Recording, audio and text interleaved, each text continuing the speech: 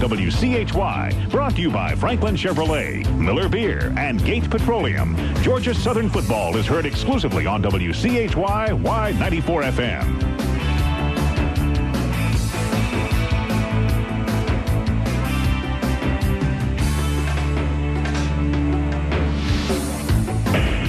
Thanks again, buddy. A few sprinkles still, but the sun's trying to come out here. One of those strange weather days here at the stadium. Lineups look this way offensively. James Madison, wide receiver number 28, Dwight Robinson. Tackle, Matt Smith, 78. Offensive guard, Brian Cagle, 69. Center is Brad Morris, 55. Offensive guard, he's been banged up this week. Chris Thurman, he's their All-American. We expect to see him out there, but he may not be able to go the full distance today. He's big number 79, 6'2", 295. Offensive tackle is 76, Derek Spangler.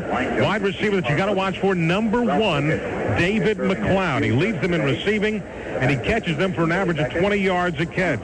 The tight end is P.J. Caggiano. He's 6'2", 225, and a senior. The quarterback, who's going to break Tracy Ham's record probably this year for total offense by a quarterback, Eric Williams. Eric with a Q. He's number 2, 5'10", 165 senior, and he's setting all the records at James Madison. His fullback is Steve Agee, number 22. His tailback should be Kenny Sims. He's their leading rusher. He got banged up last week.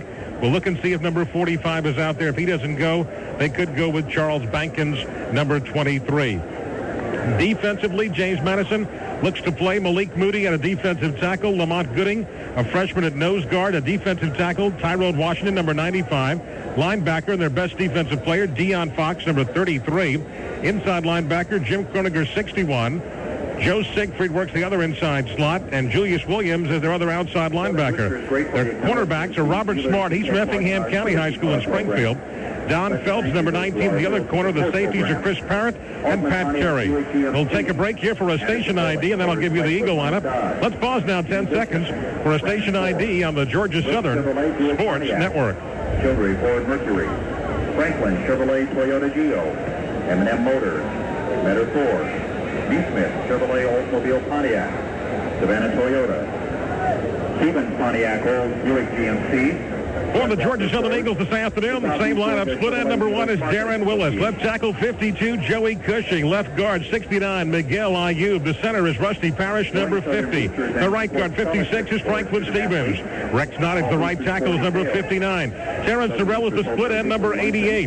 The quarterback, number 7, getting better and better, is Charles Bostic. Needs to be better today. Last year he had his worst game as an Eagle up at James Madison.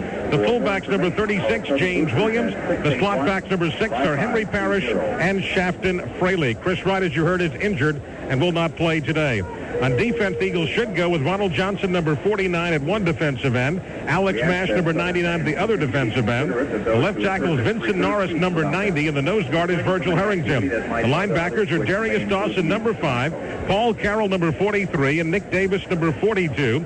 With the corners, Brandon Roselle, number 20, and Sean Austin, 18. And the safeties are Rob Stockton and Don Hudson. Back with the coin toss and the kickoff after we break for 2 minutes of network messages on the Georgia Southern Sports Network.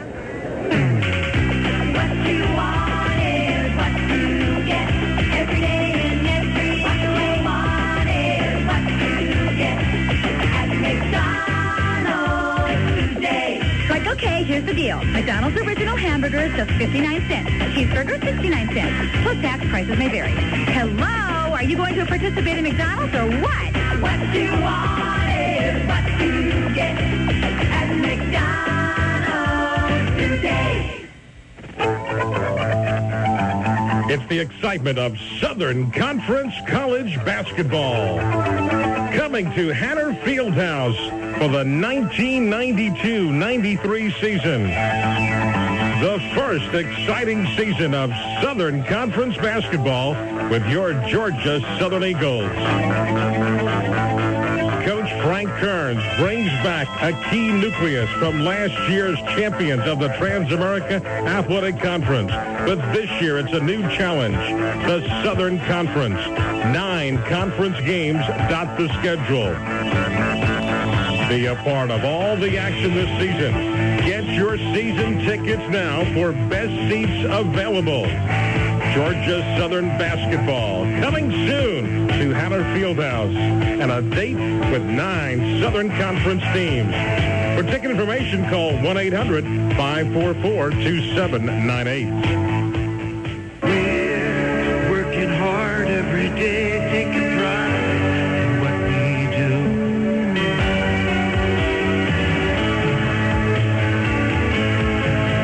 We're Dixie, of Franklin. That's our promise, that's our wish. America's supermarket. Everyday low prices for everyday life. James Madison takes on Georgia Southern, and just minutes away now on the Georgia Southern Sports Network. Final pregame comments with Nate Hirsch. All right, buddy, back with you here at Allen E. Paulson Stadium, where I must tell you, a very small crowd on the opposite side right now. I don't know where the student body is today. They must think the kickoff is another day, but they are not here right now. They're going to miss themselves quite a ball game as the Dukes of James Madison, their co-captains coming out, and the Eagle co-captains. Bill Price is already in the center of the field, and we'll be getting ready for the coin toss here momentarily. Begin next week, and the next 5 ball games will all be 1:30 kickoffs. To alert again all our stations on the network, that means a 12:30 pregame show next week for the Jacksonville State game, and the following week with Middle Tennessee State. That game originally was a 1 o'clock game, but moved back to a 1:30 start. The Eagles, as they do now, they do not run on the field. They walk onto the field here at Paulson Stadium. The Dukes of James Madison have not made their appearance yet. This is supposed to be a sign of unity, Frank, given when they walk out instead of running out on the field. Well, it's a unique way to do it. I don't know how you can hold back and walk. It takes a lot of control, I think, just to stroll out here. I don't ever remember seeing many teams do it. I do remember one time a Savannah High School team did that against Richmond Academy, but they walked all the way around the field, Nate, and about that pace right there. But Georgia Southern, I tell you what, it appears to me, and I'm happy to say that I was able to watch them practice last week. They are a unified football team, and they had a very intense, fine practice day last Tuesday. I'm impressed. Well, they all walk out on the field, and everybody holds hands. Let's go for the coin toss right now. Okay. First of all, you got any questions before we start, man? You're the visiting team. We'll ask you to call a coin toss. Tail, head. Call it what, snare, please. Head. Head. You say it's a head. It's a tail, Captain. You can make your decision now or defer to the second half. We want to defer to the second half. Okay. When from your right to your left, Nate, at around 8 to 10 miles an hour, sprinkles have stopped. That sounds good, Bill. All right, so Georgia Southern, as you heard, won the toss and will defer, as they usually do, to the second half. You did get a first-hand look at things stopping by practice, which, as I've told you, if you go to practice, and they're showing practice right now, in fact, from the other day on TV, I noticed right now, it's a lot of repetition. If you're going to run this offense, that's what it is, a lot of repetition. And very, very great intensity. I was impressed not only with the repetition, but with the intensity of the football team. I was able to watch them in a goal line live scrimmage, which they do on Tuesdays. They really got after each other, and of course, that's what you have to do. You have to get better. That's the key, I think, to college football or any other sport like this. You got to get better as the season goes on. And right now, for all practical purposes, Georgia Southern starts their run for the national championship today. And, you know, we need more folks out here. I'm a little surprised, and as a matter of fact, I'm shocked at the few numbers that we are looking at out here today. The polls have not been very kind to Georgia Southern. They are not ranked in the 1AA Top 20 by the NCAA. They are ranked 15th by the Sports Network poll. That is the one that's voted on by the athletic directors and the sports information directors, but that one does not count. Hugh Colson, a quick observation or two as we get ready to kick things off here this afternoon. Well, of course, I think the obvious thing that this football team has to overcome is the Georgia thing last week, get back to 1AA and play in these games. As Coach Emmons just mentioned, they really start everything for this season. They got it in good shape now. Only got a couple of losses, just got to play winning football the rest of this way and take, as Coach Stauer says, one game at a time and just win each week. And everything, the polls and everything else will take care of themselves. I do believe, though, that people may be surprised, but our defense, as well as they've played, will be up against one of the tougher offenses we may see all year. This is a bona fide big-time quarterback, Eric Williams, who is about to break Tracy Ham's NCAA records. I tell you, you're saying a mouthful when you say that, and this youngster is You know, when you talk about 4,000 yards and 2,000 yards passing, rushing, that type of stuff, there are very few people in the world that can even think about it. And here's a guy who does have a chance to do that. And yet the coach, in a sense, minimized him. As you know, and as everybody knows, they have a great tailback. There is a question about what kind of physical condition he's in. The games that you and I have seen, and Hugh, we've seen some great football games against this football team. All right, the Dukes are wearing the purple pants, white tops, the gold helmets, the Eagles in their blue tops, blue helmets, white pants. Reed Haley about to kick it off right to left, and here we go with a high, deep kick. 5, 6, 7 yards deep in the end zone. It will be down for a touchback right there by Dwight Robinson, and the Dukes will take over on their own 20-yard line. You know, as usual, I guess you have to say in this stadium, the wind is blowing as we're looking at it from the right to the left. That is down toward the flag and toward the Morris and Ann Lupton building. Pretty heavy wind, it looked like, because the ball really sailed. It got way up in there, 7 yards deep. They started their own 20 for their first scrimmage play. He's already thrown 11 touchdown passes this year, 7 interceptions for Eric Williams. He fakes. He still has the football. Quick pass. Incomplete. Tried to come out here on the right flat for Robinson, and he got hit pretty hard on the play. Boy, that's a neat way to start a football game. They run an I formation, what you call a fro-I set, a tight end. They lined up fro-I left. He bootlegged back to the right, or what they call a little waggle pass. He faked to the tailback, came off the opposite way, tried to hit the wide receiver on a quick out. He overthrew it. 2nd and 10. They are playing with Sean Marshall instead of Kenny Sims. Sims is not opening the ball game today, so Marshall, a freshman, is at running back here. 2nd and 10. They'll hand it off on the right side. They'll bang for just a couple of yards to about the 23-yard line. Steve Agee, the fullback out of Floyd, Virginia, a 5'10", 200-pound sophomore, brings him up with a 3rd down now and 7 yards to go, and they take out McLeod. Number 1 is out of the lineup. That's their big play guy. They bring in John Allen. That time they shifted their tight end from left to right. That causes 4 guys at least on Georgia Southern to have to realign themselves. They didn't get but 3. 3rd and 7. A possession play early on. You expect the throw from Eric Williams on a 3rd down count. He now shifts his backs and puts one in motion to the right side. He's back to throw. A flag is down. He's going to be chased out of the pocket. Here he goes running, trying to get the 1st down. He's got it as he comes across the 30-yard line. That's what he can do so well. But there'll be a flag. There was a flag, and the tight end moved. I think the tight end legally can move, and then he set up, but somebody else went in motion. There was a late flag by the referee. The referee throwing the flag almost assuredly is going to call illegal procedure. So the 1st down will be nullified. You know, I think he may have made a mistake. As long as you have a second to stop, the tight end and all the other receivers can move as long as they get set again. Let's see what he calls. 2-minute motion. Yep. And I think it's a good call, but it was a late flag. It's a good break for Georgia Southern. He had to scramble in, Nate. He didn't have anybody to throw to, and he ran for a good 7.5 yards to make it. It'll be 3rd down, 11.5 now. Ball's right in the middle of the field at about the 18.5-yard line. And that last play is a good example of what Eric Williams can do, because he can scramble. Now they've got 3 receivers to the right side of the field.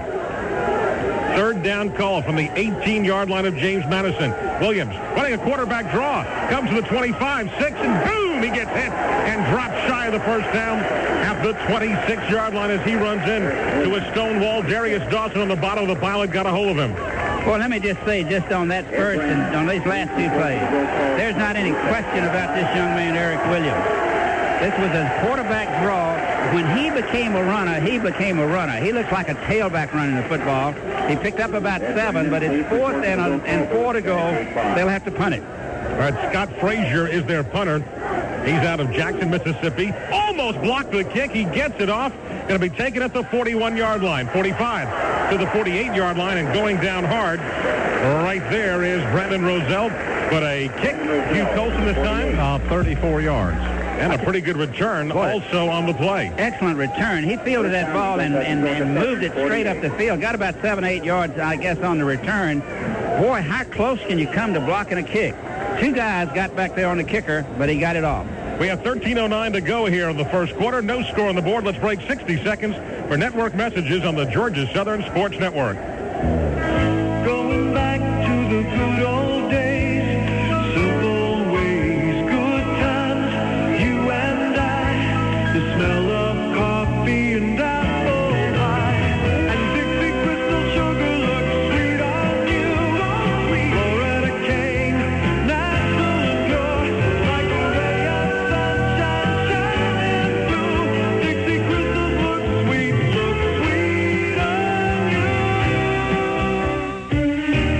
across the USA. We're working hard for you. How is U.S. Air working hard for you?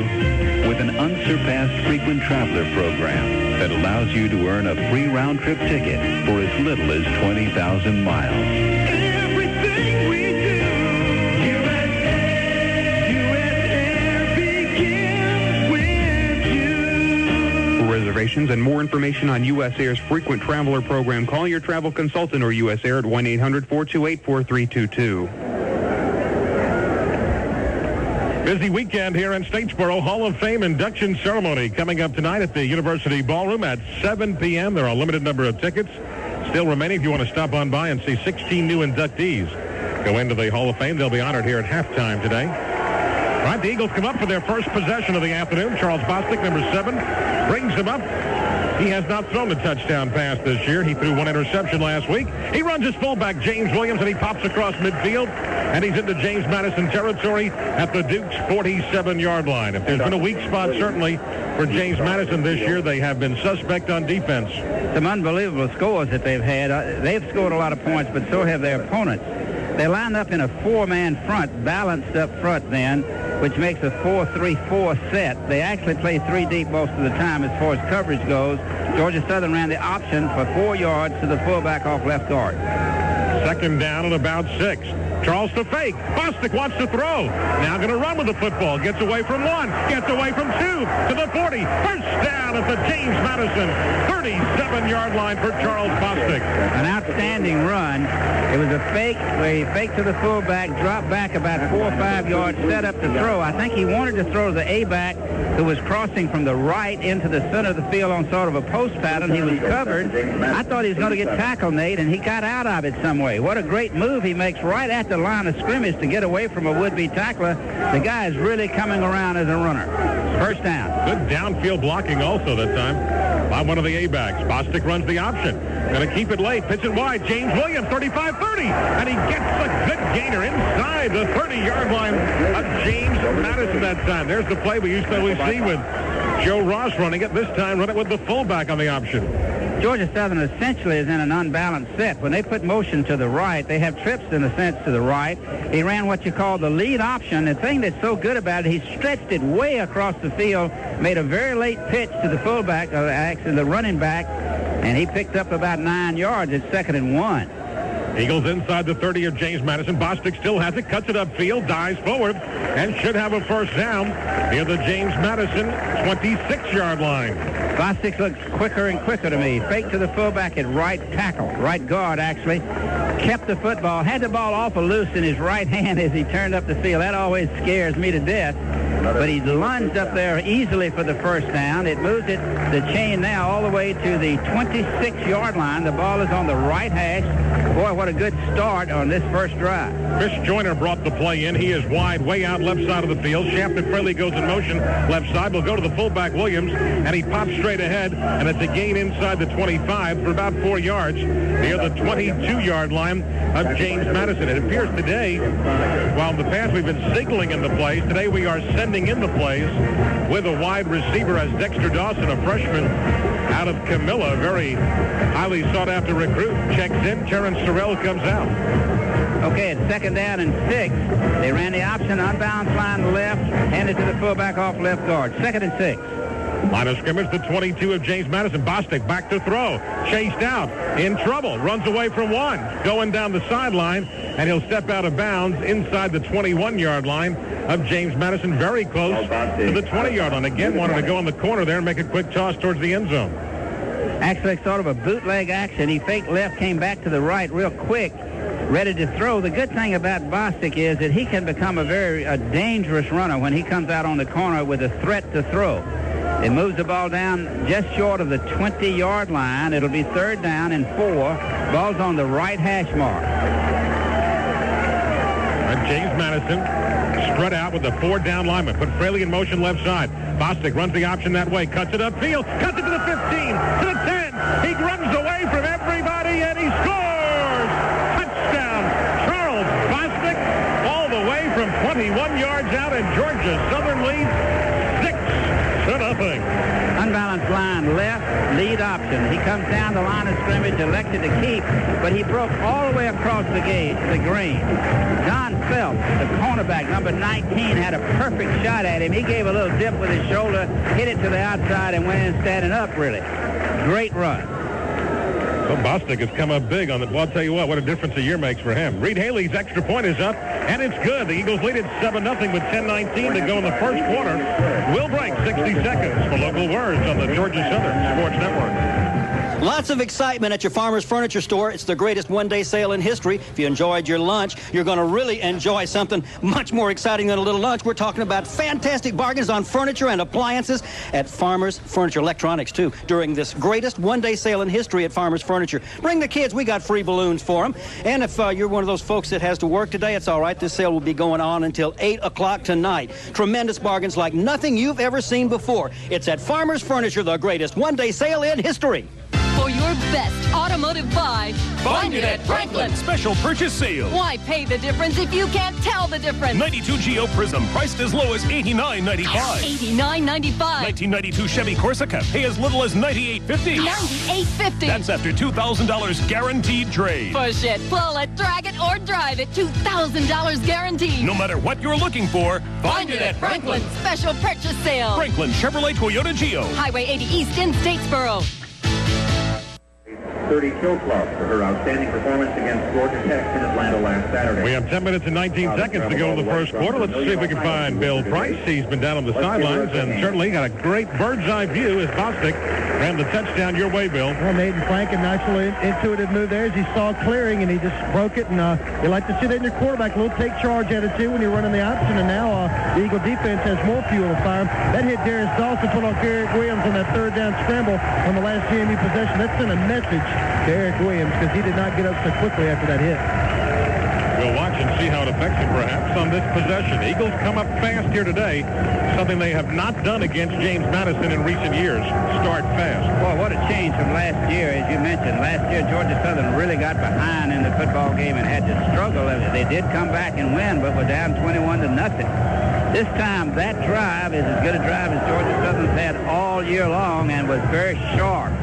The kickoff is short. It bounces over the head and into the end zone. That'll be a touchback. But that one almost became a tough one to field. Had that hit the James Madison return man, Dwight Robinson, and stayed in play, the Eagles might have really had them backed up. 20 yards. Oh, he took a lot of time getting that football. He let it sort of trickle out of the end zone. Unusual kick. He kind of squabbled it, but he went to the left in the left corner and rolled into the end zone. The Eagles drive 7 plays, covered 2 minutes and 49 seconds off the clock, and 51 yards. First down for the Dukes, their second possession. Again, they start from the 20-yard line. Going to shift to tight end now. Caggiano off to the right side. First down and 10 call. They went out of an I formation. A long count by Eric Williams. He keeps the ball straight ahead, and they bang up for 5 quick yards to the 25-yard line with Elvin Brown, a senior, now running in there at the fullback. He's out of New York. List him as 5'8", 205. Just a quick pop that time. I formation, it was a trap to the fullback. He came inside, kind of broke back to the left side of the line of scrimmage. As a good individual tackle, it saved him from breaking a big play maybe. He got 4 yards. It's 2nd and 6, balls in the middle of the field at the 25. Dukes put 2 receivers left side. Now their big play guy, McLeod, comes in motion. Williams hands it up on the ground to the 26, 7, 8, 9-yard line, and almost a first down again as they ran the tailback that time. When they're in their I formation and put a man in motion, that brings him all the way across, gives him a strong set to the right. They came behind the tight end on what's called a lead play, where the fullback leads the tailback right off tackle, and he made a first down just by keeping his feet moving. It looked like for a second that Georgia Southern was going to stop him, but it was a good offensive move on the part of the fullback and tailback. He was right up his hip pocket, and he made a first down to the 30. Sean Marshall now, a freshman running back, 5'8", 175. Kenny Sims is not out there. We see him on the sidelines. He's obviously banged up and not going to go with him. Got hurt in last week's game, their big-time running back. First down and 10, their first of the day for the Dukes. They're at their 30-yard line. Eric Williams, fake, still has the ball. Option left for Williams, cuts it upfield to the 35, 6-yard line, and a flag comes from the far side of the field. Boy, he looked good then on what they would call their option play. They faked to the fullback. He came right down the line of scrimmage. The tailback is in position for the pitch. He elected to keep it, turned up the field, made about 4 or 5 yards, but there's an illegal use of the hands, or rather holding on the part of the offense that will nullify the play. Usually, when that happens, when you see it tossed like that, it means normally that a wideout or a flanker has held somebody out there on the corner. And, of course, that's a big penalty because he picked up about 4. He's going to move the ball back to the 21-yard line, where it will be first down and 19 yards to go for a first down. James Madison moves the ball back to the... So Eric Williams showing us a little bit of the James Madison option on the play, but obviously the holding must occur at around the 30-yard line, pushing from behind. It looked like the wide receiver, and that's what happened. We look at a replay ourselves. All right, shift the tight end way off to the right side now. McLeod is way out on the right side also. Now bring the tight end back in. Williams still has the football. He wants to go deep for McLeod. He's there. The Eagles converge and knock it away at the last second for an incomplete pass. Good coverage that time. Once again, the Eagles had Marco Bradham over there. Boy, excellent play-action fake that time. Good fake to the tailback. Quarterback hit the ball on his hip, came off to his left. He laid it up. It was a very fine throw. It was thrown right on the money. The fact of the matter is that the defensive group, really 2 guys on him, but he really had a great chance to catch this ball. Boy, he went way up in the air, and they just fought for it and deflected it off. It'll be 2nd and 19. Second down call, line of scrimmage, 22-yard line of James Madison. Eagles leading early in this football game, 7-0. Williams, quick pass, gets it to McLeod. Do we come up and cover? 25 to the 32-yard line before finally Ronald Johnson's able to put him down. But they love to get the ball in McLeod's hands. He is a big-time receiver. Boy, wouldn't you like to get it in his hands? He is averaging, folks, 27 yards per catch this season. That time they ran the hitch pattern. He just stepped up 2 or 3 steps, dropped back about 3, caught the ball on what almost was a lateral pass, made a great move out there, picked up 11 yards. It'll be 3rd down and 9, at least along 8. Ball's on the right hash, about the 32. On a 3rd down possession play for the Dukes again. Crowd trying to cheer on the defense. Motion man goes to the left side of the field. Williams straight back to throw. Steps, zips, dropped. At the 38-yard line he was coming. Out of the backfield to hit Dwight Robinson, and he could not hold on. Well, I'll tell you what, that's when it all comes to pass. You run a crossing pattern, that is about a 8-9 steps upfield, turn to your inside, and when you get met by a linebacker or a cornerback like he did then, the ball was pretty much on the money. A tremendous collision right there. Incomplete pass. Georgia Southern has forced a punt. They are coming after the kicker. High snap. Here comes the rush. Gets away a much better kick this time. Backing up Roselle, 19. Fakes the handoff. He does hand it off to Bradham, 25. Bradham to the 30. Stops and goes down at the 36-yard line as the Eagles use a little bit of a reverse on the return. Beautiful reverse, and Bradham did a heck of a job that time. He was going to be tackled at the 30. Somehow or another, he kind of reversed his field and squared up toward the goal line and picked up about 6 yards. He gets great field position. Boy, what a booming kick that was, dude. 49 yards worth. And that's into the wind. 7:41 to go here in the first quarter. Georgia Southern 7. James Madison nothing. Let's break 60 seconds for local words on the Georgia Southern Sports Network. It's going on now. Sneak Preview 93. Sneak Preview 93 at Savannah Toyota and Bob Maddox Chrysler Plymouth. Both dealers will be moving out all the 92 cars, trucks, and vans at their lowest prices of the year. And both dealers will be showcasing the rising stars of 1993. In the spotlight at Bob Maddox Chrysler Plymouth is a revolutionary new car by Chrysler, the Chrysler Concord. Complete with driver and passenger side airbags, anti-lock brakes, and more, this car is built for safety. At Savannah Toyota, see the new star for 93, the Toyota Corolla. Completely redesigned, a brand new look for the 90s. Loaded with air, automatic, AM/FM stereo, and more. Drive it today with no down payment to qualified buyers. If you're in the market for a minivan, come to the original home of the minivans, Bob Maddox Chrysler Plymouth. And let's not forget about the stars of 92. Save like never before on a great selection at both dealerships. Sneak Preview 93 at Bob Maddox Chrysler Plymouth and Savannah Toyota on Abercorn. Don't miss it.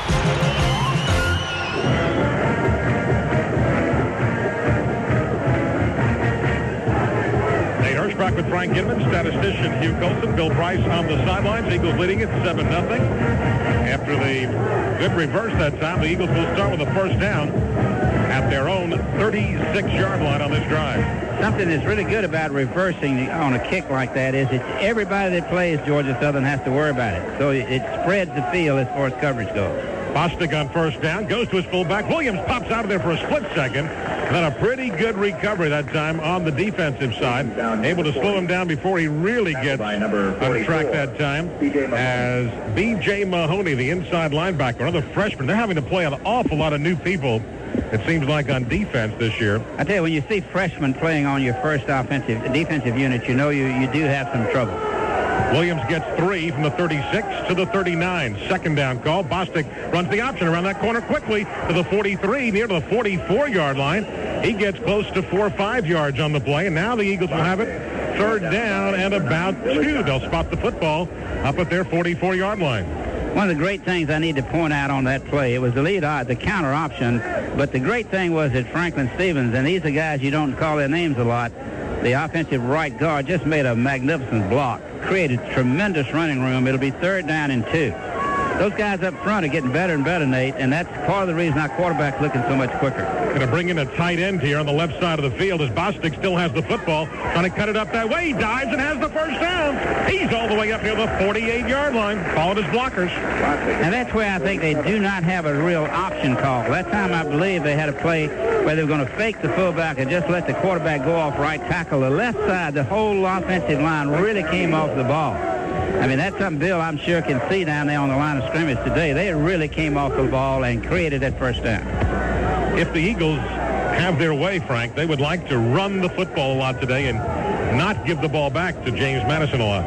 On first down, we'll run it again with James Williams. This time they get an ankle before he gets going, and for the first time he really gets stood up for just a short game, because the reality is that you put the ball in James Madison's hands as often as they get the ball normally, and they're going to score points. They have against everybody else. But if the Eagles feel they can control the clock some today and limit the number of plays that James Madison runs, they've got a better opportunity. The fewest number of points that they've scored this year is 20, and that was against a Division I team. They've scored as many as 52, so you know they score a lot of points. Yes. Good point. Short gain on the play. It's second down and about 8. Bostic is back to throw, rolling to the right. Being chased now.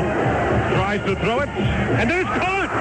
Darren Willis comes back and makes the catch for a surprising first down at the 38-yard line of James Madison. I think Willis surprised everybody as he came back to help Bostic.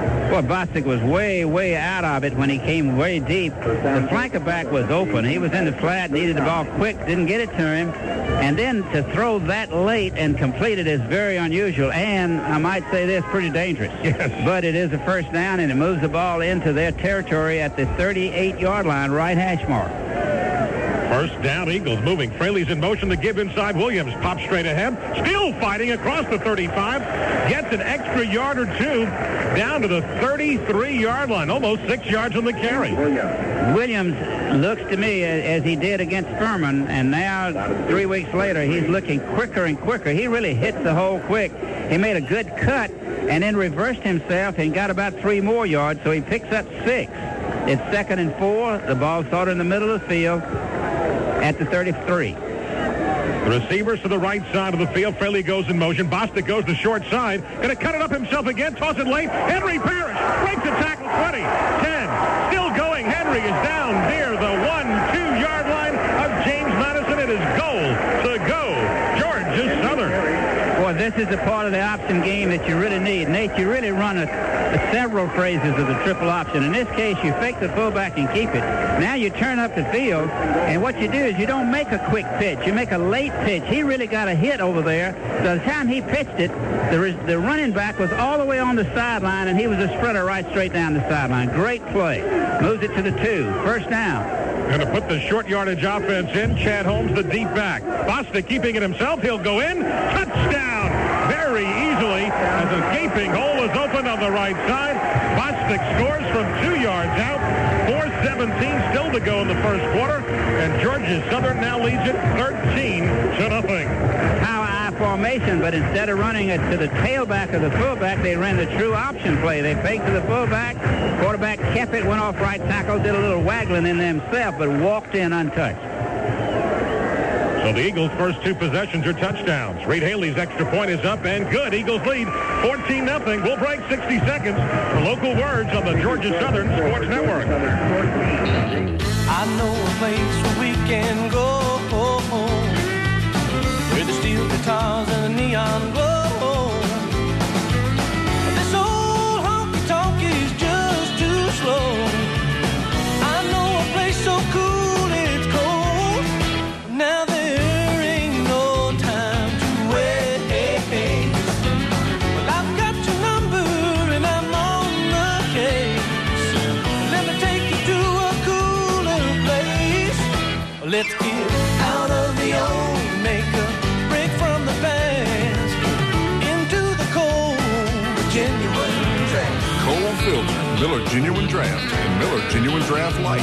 For those who discovered its real draft taste, the world is a very cool place. Let's get out of the old, make a break from the past, into the cold, genuine Miller Genuine Draft, Little Brewing Company, Milwaukee, Wisconsin. We ask that Southern fans continue to be considerate of those who have gone to reserve seats around. Still 4:17 to go here in the opening quarter of play. Georgia Southern exploding here with 14 first quarter points, leading it 14-0. That's one thing we haven't done all season long, Frank, is score early in the football game except for last week. Yeah, and 2 very good drives. Very great execution, I thought, on the part of everybody. Look at this kick. He kicked a knuckleball. It hops around at the 15-yard line. Taken there and pushed down hard at about the 21-yard line. One of the up men wound up with the football that time. That was Deion Fox, a linebacker, who wound up with the football. The wind affected that ball pretty much. It went way up in the air. It looked like the wind almost knocked it down, and nobody caught it. Boy, that is really serious when you got a ball laying around on the ground. Good coverage by Georgia Southern. They did get it out to the 21-yard line on the right hash mark. 8 plays, 64 yards, 3.5 minutes on the last Georgia Southern touchdown. First down call from the 21-yard line for Eric Williams. 2 receivers, left side of the field. The I formation behind him. He fakes. He still has it. He gets hit, and he is dropped by Michael Morris at the line of scrimmage for no gain on the play. Counter option. The quarterback flashes the ball to the right, comes back down the line. He's going to run the option with the tailback. In this case, boy, was he met right at the line of scrimmage with a great tackle. Knocks him for about a yard loss. It'll be 2nd down and 11. The ball is at the 21, a little short of the 21. Huey Hunt's in the ball game now. We're flip-flopping a few people in there. 2nd down and 10.5 yards to go inside the 21-yard line. Duke's their side of the field. Williams with the I formation again. He'll hand it off this time. The tailback gets stood up, and Huey Hunt throws him down as he gets to maybe the 23-yard line. Again, they tried Sean Marshall, and he doesn't get much. This is right up the middle. A lot of people are going to try to run the football at Georgia Southern's 4-man front. They have balanced 4-man front. That is, they're lined up evenly. They are on the guards and on the outside, the offensive linemen. They have 4 linebackers. Georgia Southern up front, people are playing better and better, too. Shotgun formation. Back to throw. Williams lofting it deep down the sideline. Incomplete. Tried to go a long, long way for John Allen as wide receiver. And once again, James Madison is 3 and out. Boy, that's very scary, though. The wide receiver ran right by Brandon Roselle. I mean, he's out there by himself. The safety man's trying to cover him. The ball's overthrown out there at about the 46-yard line, but you have to say the guy was open. They'll have to punt. Georgia Southern is lined up in what looks like a 10-man rush. Scott Frazier to kick. That wind swirling around a little bit. Gets the snap back. Here comes the rush up the middle. He gets a line drive kick. Fielded at the 44, 45. Diving upfield, and at the 49-yard line of James Madison is where Georgia Southern will start as Brandon Roselle, Hugh, on the kickoff. Kick that time, how much? 33 yards worth. He gave us about a 7-yard return, so a tremendous operating room again for the Georgia Southern Eagles. Boy, when you cross the 50, you know you're in great shape. Brandon Roselle does a good job. The ball hits the ground, and he had to field it. And that's very difficult to do. The ball hits the ground, almost was blocked again, but he fielded the ball on the bounce and got up about 6 yards more. First down at the 49-yard line of James Madison. Still 2:51 to go in the opening quarter. Eagles up 14-0. Going to give it straight ahead, and the Eagles will bang down near the 46-yard line.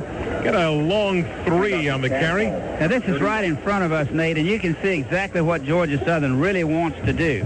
The offensive line of scrimmage that time really got off on the count. They moved it straight forward. They picked up a little bit, as you said, a little bit more than 3. That's just short down of the 45-yard line. Second down. Second down call. Fake inside. Bostic still has it. He's got outside 40, 35-yard line. Another Georgia Southern first down. What you want to do is maintain the relationship between Bostic and the pitch guy, the guy that is coming from the A-back on the opposite side. In this case, Steve Payne. Payne's right on the sideline. Bostic makes a great decision to keep the football, but the pitch man is always there, and that's what gave us essentially a touchdown a few minutes ago because it moved it right down the sideline. First down, the ball is at the 35. What a first quarter so far for the Eagles. Still 2 minutes to go. Going to give it inside to Chad Holmes. He'll get stopped after getting back to the line of scrimmage. And this time, Malik Moody, number 99, is there to stop him. How many first downs now in this first quarter, Hugh Colson? 7 first downs so far. Already. The scoreboard now, the Dixie Crystal Sugar scoreboard at the half. Northeastern, 21. Youngstown State, 17. 6:45 to go, first quarter. William and Mary, number 10 of the nation, 7. Towson State, 6. North Carolina leading Virginia 17-7 in the second quarter. Georgia's up 16-7 in the second quarter. Bostic wants to throw, chased out in big trouble. Charles will be sacked at the 50-yard line. He could not get away from all the pressure. All the receivers were covered downfield, and he had to eat the football.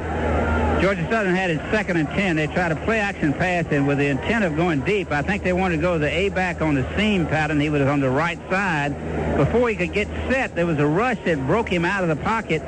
He gave up a lot of yardage that time. He moved back and lost maybe 14 yards because the ball is back where it really started on this drive.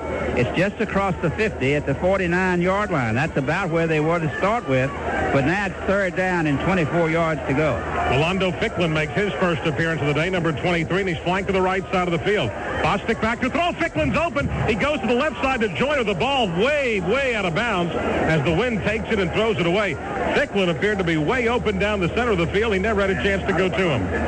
That time they went trips right. He sprinted to the right, pulled up. The full intent of this was to release the ball back to the left side of the field. He ran straight down the field. It did appear that he got behind the defender, but the ball was way underthrown and actually out of bounds.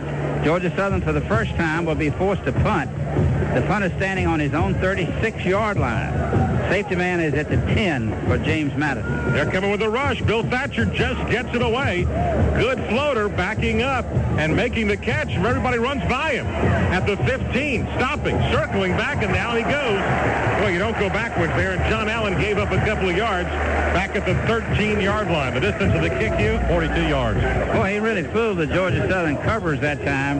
As they were sprinting down the field, they were so sure that he was going to fair catch that they went right by him. He caught the ball, and it looked for a second like he was going to make some yardage, but the second wave of coverage hemmed him in, and they are really backed up at their own 13-yard line where it'll be first down. Pretty good kick and very good coverage in the second wave. But for the first time, the Dukes have held and take over. Williams fakes. He still has the ball. Wanting to throw on the run, and it is juggled incomplete. At the 23, would have been a tough catch, but it was a catchable ball. Elvin Brown, number 35 in the ballgame, the senior. You know, when things are not going right, it seems like you don't make those catches. When they go good some days, you pull those in. Great point. They had a little waggle pass where they faked the tailback to the left. The fullback went in the flat. He should have thrown it to him a little quicker, but when he did throw it to him, he was open, and he just overthrew him a hair. Yeah. And that would have been a first down, but it's 2nd and 10. They have had people open here now in these last couple of drives. Eric Williams so far 1 of 5. Shifts his tight end to the right side of the field on a second down call from their 13-yard line. Fakes inside. He'll run his tailback and nowhere to go. Boy, oh boy, the pressure, good mash came right in there and got him upended in a hurry. That's a tackle trap. The tailback and fullback counter to the left. They just step to the left. The quarterback takes it to him. He comes back off right guard. Great play by Mash. End of the first quarter, Georgia Southern 14, James Madison nothing. We'll break 60 seconds for network messages on the Georgia Southern Sports Network. It's going on now. Sneak Preview 93.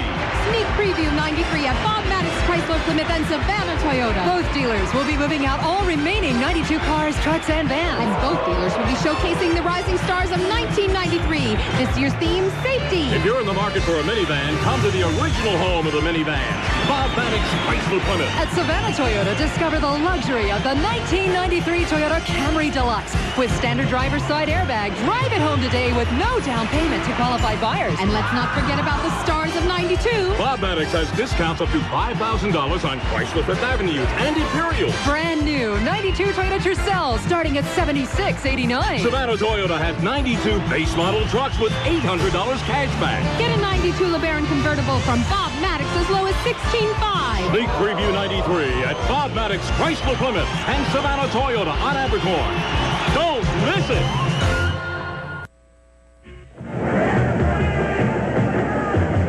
We have finished the first quarter, 14-0. Georgia Southern leading. First quarter stats with you, Colson. Okay, Nate, 7 first downs for the Eagles, 1 for James Madison, 103 net yards rushing Georgia Southern, 21 James Madison, 1 of 2 passing for the Eagles, 12 yards, 1 of 6 passing for JMU, 11 yards. Total offense for the Eagles, 115 yards in the first quarter, JMU 33. Neither team lost a fumble. Punts, 1 for the Eagles for 42-yard average, 3 for 39 for JMU. No penalties against the Eagles, 2 for 15 against JMU. Charles Bostic, 9 carries for 42 yards. James Williams, 6 carries for 26 yards for the Eagles. All right, 14-0. Georgia Southern leading as we get set to begin the second quarter here. One of the real good things in this first quarter, too, is that fullbacks had a good day, the quarterbacks had a good day, the pitch people have had a good day, and they had a completed pass for a first down. That's pretty good balance, plus an excellent punt. So all phases of the game and the coverage on the punts. In the first quarter, you'd have to say that Georgia Southern's had a complete quarter, maybe the best single quarter of this football season, would you say? That was as impressive as it can get. It's so good when you're talking about the whole football team. And we're talking about everybody now, kickers, coverers, all of them. Right, here we go now. It's starting the second quarter. It's 3rd down and 11 for the Dukes of James Madison. We expect to throw from Eric Williams, and he is straight back to throw. Looking, now going to run. Comes out of there. Here he goes, 15, circling upfield. Down he goes. Way shy of the first down as we stay home and knock him down. Brandon Roselle was there. We had a few extra backs in there to knock him down. The key thing there was his 3rd and long. Georgia Southern walked up and showed blitz. I'm sure the quarterback read it as a blitz. Instead of the blitz, they dropped out of it, played zone. He got in trouble, couldn't find anybody to throw to. Excellent call defensively and good cover. That is, covering what they were going to do, showing one thing, doing something else. Almost got that kick blocked. Frazier's kick fielded at the 45, 50, 45. This is Dexter Dawson all the way back to the 44-yard line of James Madison. The kick that time, Hugh, 39 yards. Well, you almost have to kind of get out of his way. Man, he's exciting when he catches the football. Georgia Southern, can you believe, again, starts this drive all the way at the 44-yard line of James Madison. Never, I don't guess, in a key game like this have I seen Georgia Southern have the kind of field position they've had to start their drive as they have in this game. First down at the 44 of James Madison. Bostic has Chad Holmes behind him, keeps the ball, still has it, going to toss it way outside. Henry Parrish gets hit at the 41 and gets about 3. Bostic did a pretty good job of holding onto that ball late, but we couldn't get the block on their corner, and he comes up there and makes a very nice play. Once again, Mahoney makes the stop.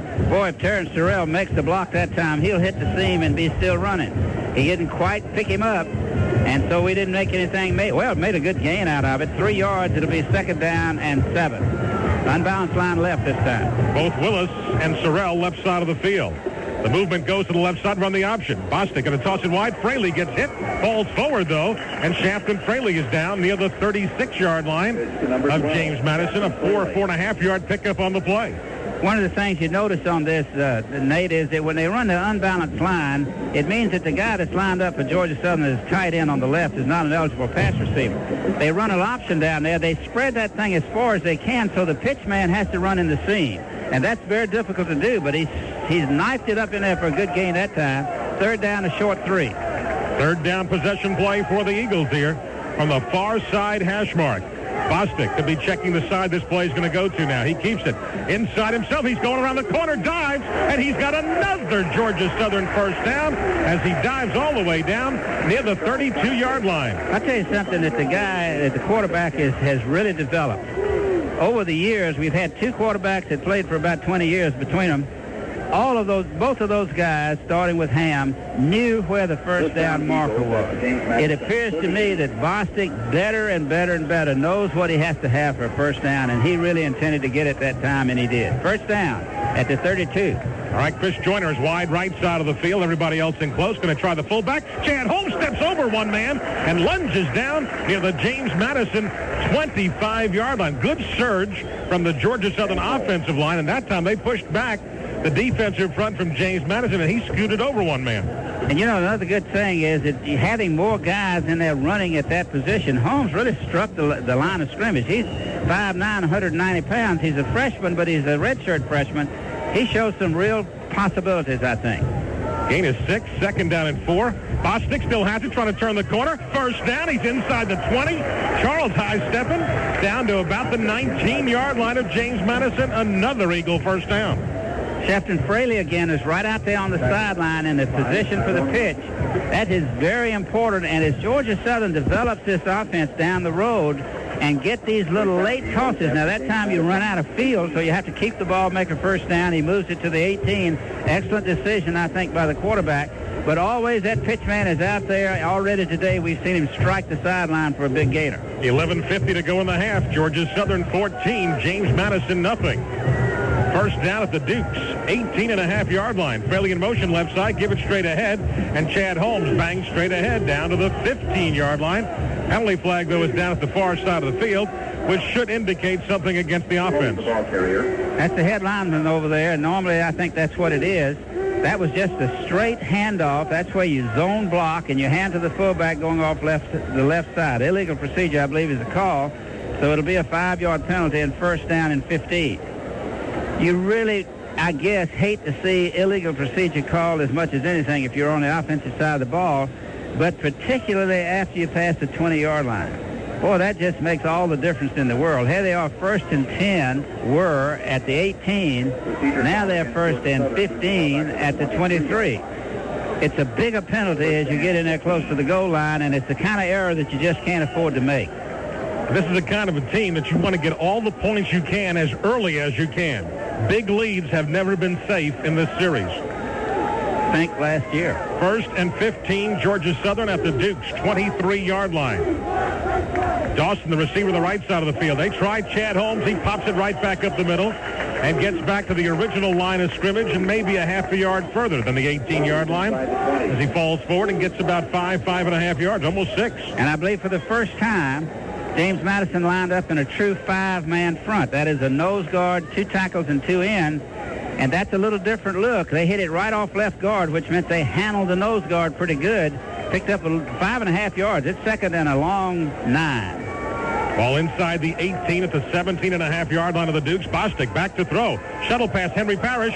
Breaks one tackle. Runs into a crowd at the 15-yard line. And he gets just a couple on the play just inside the James Madison 15-yard line. Seems like Henry, who is just a little guy, by the way, runs so hard, just doesn't get there quite as fast. 5'9", 170. He's a transfer student, now a senior from Brunswick. Okay, it's 3rd down now and 7. That was the Utah screen pass. Shovel pass with his left hand. A little, kind of forced it in there, Nate. We have a timeout called here by Georgia Southern. 10 minutes and 21 seconds remaining here in the first half. Georgia Southern 14, James Madison nothing. Let's break 60 seconds for network messages on the Georgia Southern Sports Network. Vanderbilt 7. Moms and dads and kids all know they cost less and they taste better. They taste so good. What's more fun than a dog in a bun? What's more fun than Robin? So when you want it fresh, when you want the best, hot dang diggity dog. Well, that's the way. Hey, what do you say? It's time to reach for Robin. And reach for Robin's great tasting smoked sausage. It's a family favorite. Tell me what you want, it's yours. Tell me what you need, it's yours. Stop into McDonald's where more than a dozen of your breakfast favorites are under $1 each, like a 79-cent sausage biscuit or 99-cent breakfast burrito. What you want is what you get. Every day, everywhere. Prices may vary, plus tax. Make tracks to a participating McDonald's now. What you want is what you get in McDonald's today. We ask that Southern fans continue to be considerate of those who have... Back with you at Paulson Stadium as the Eagles have a 14-0 lead on the scoreboard. They use a timeout here to talk things over. And with the TV timeout, it's actually, they tell me 90-second breaks during most of these TV timeouts. So you have plenty of time to talk things over, and everybody's back on the field right now. Got a big third down call here now. It's third down. You need about 6.5 yards to go for a first down. The ball is right in the center of the field, sitting just inside the James Madison 15-yard line. Let's see what the call is. Even though you're in four-down territory, normally you need to make it on third down or you have to kick the field goal. Picklin in the game, left side of the field. Bostic back to throw. Looking, chased out again. Still has the ball. Looking, throws to the back of the end zone and throws it away. Incomplete, fourth down, and the Eagles will try to kick for 3. I like his decision then. The thing that maybe was a little bit questionable was that they determined that they were going to throw a bootleg pattern to a crossing coming back across the green. He was covered, so there really was not an alternate receiver. He scrambled around and threw it out of bounds, all the way through the end zone, which is a very good decision by the quarterback. Bill Thatcher to hold at the 22. It'll be a 32-yard effort for Reed Haley from the center of the field. The breeze against him. Ball placed down. The kick is up, and the kick is no good. Missed the kick off to the left, a close-in kick of 32 yards. You hate to give away those 3 points and come up empty with nothing at all out of that drive. Bill Price is in the end zone down there, and what'd you see happen to that kick, Bill? He made the kick, Nate. I got inside the left upright by about 6 inches. He missed the call. Simple as that. It looked great from up here, and he boomed it. He could have kicked it from 34 yards further out. I'm glad to hear Bill call it like he saw it. That looked awful close. Now you got to play defense here as the Dukes come up from the 20-yard line. Eric Williams going to toss it wide. Behind the line of scrimmage, though, we've got somebody home, Nick Davis, to knock down their tailback once again. Marshall can't go too far. He gets back to only the 19-yard line on that play. Difference in that and the way Georgia Southern runs that kind of option was the quarterback would have brought it on down the line of scrimmage. The quarterback pitched it so quick that any threat of him running the football was eliminated, and it was a good play made by Georgia Southern at second down and 10.5 to go. McLeod, the receiver to watch on the right side of the field. Williams straight back to throw. Looks for him on the right side. Throws, got a completion. And Sean Austin comes up and drills the receiver at the 22-yard line. Steve Agee coming out of the backfield. Gets hit after a gain of maybe 2 or 3 yards. I don't know what a defensive back likes better than that. They threw a flat pass, about 2-yard gain, and the back is breaking on the ball all the way and makes a tremendous hit out there. Hit him up high, hit him with his numbers. That's just what you're supposed to. That's picture book right there. Third down and 8. Excellent play. Juan Dorsey now is checked in at wide receiver.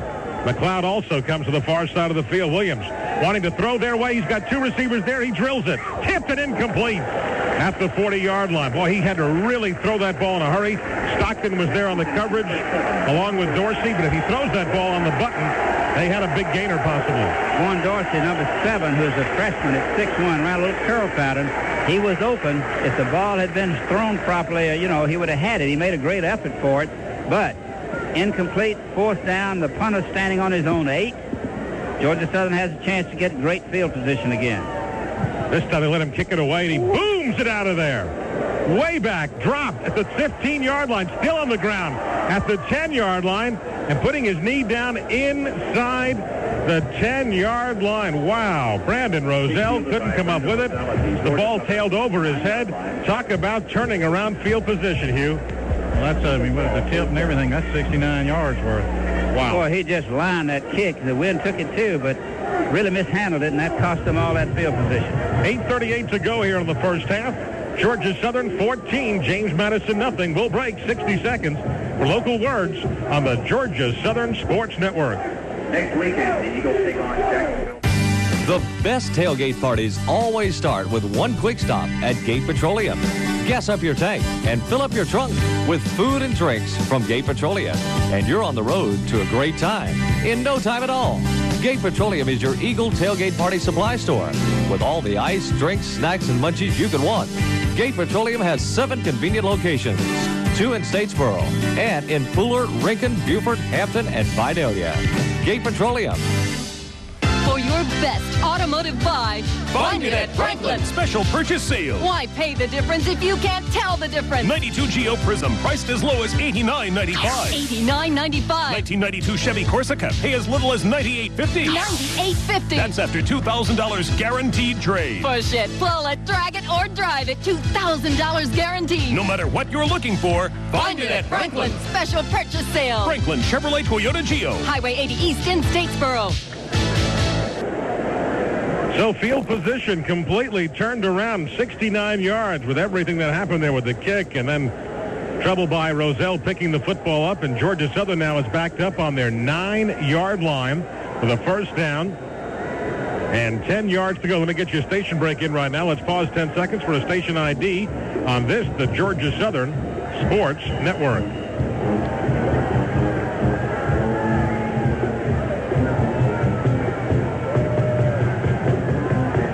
Listening to Georgia Southern Football, brought to you by Franklin Chevrolet, Miller Beer, and Gate Petroleum on WCHY Savannah. With a sprint out to the right, it was an option run or throw. He elected to run the football, moved it up to about the 12-yard line, maybe the 13. So he picked up about 3 yards maybe on the play. It'll be second down and 7. Good coverage that time. And I think very wisely he did not force throwing the football. We get word Paul Carroll, one of our key linebackers, our middle linebacker, suffered a slight concussion. He will not be back today. Wow. Second down. Bostic fakes, gets it off inside to James Williams, and he goes straight ahead to about the 14, trying to wedge his way out of the 15. But this time the middle of the James Madison defense. Been a little stingy this time. Billy Johnson even coming up from strong safety number 9 to help out on the play. I think that was the option play. The quarterback handed it off, and you never question him on that. As a matter of fact, it did turn out that time. Had he kept it, he had a big gash. They picked up maybe a yard. It's third down and 5. Big third down play here. The Eagles deep in their own territory. Bostic trying to turn the corner, steps it upfield, first down and more. Breaks away from one. He's all the way out to the 29-yard line. First down for Charles. I'm sure, Hugh, that's 3. Is it more than that Charles has kept the ball and made a first down? It's really, I'm pretty sure that's the third one. That's the third one that I can remember. And, boy, that's what you want a quarterback to be able to do. 3rd and 5 is tough. He fakes to the fullback. The fullback got really hit. He squares up, puts the ball away, and then just lunges up there. Got hit, and after being hit, picked up exactly 5 yards more to the 29. First down. Great play. Steve Payne in the ball game now. Bostic cutting it upfield, going to toss it wide to Payne. Gets a block. Comes to the 30, spinning around. He gets drilled hard as he comes up to the 33-yard line. Now, James Madison was very smart on that play as they just kept stringing it out to the far side of the field. Perfect. You named it. They played great pursuit that time. They had tried the lead option. That's where he just counters and comes down the line of scrimmage. Georgia Southern's unbalanced. They stretched it all the way to the sideline. The great thing, though, is that they still got about 4 yards. It's second and about 6, maybe a long 6. Ball now resting at the 33-yard line of Georgia Southern. Second down call. Bostic, again, motion to left side. Still keeps it himself. Cuts it back. Gets hit hard.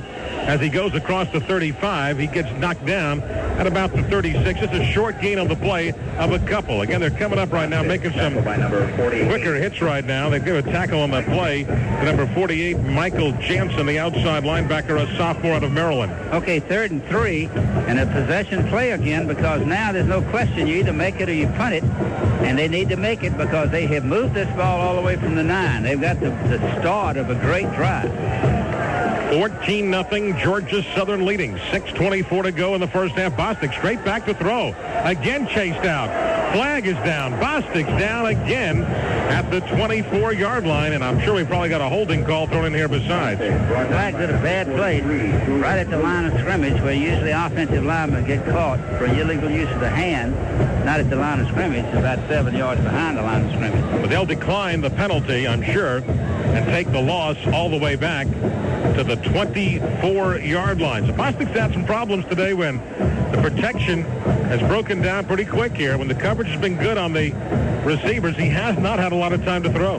He really hasn't, and he was trying to sprint on the corner. Normally you'd think he'd be able to make it outside, but that was an awful good play on the defensive play. It backs Georgia Southern all the way back to the 24-yard line, and they'll be forced to punt the football. And for the first time this afternoon, James Madison should get excellent field position.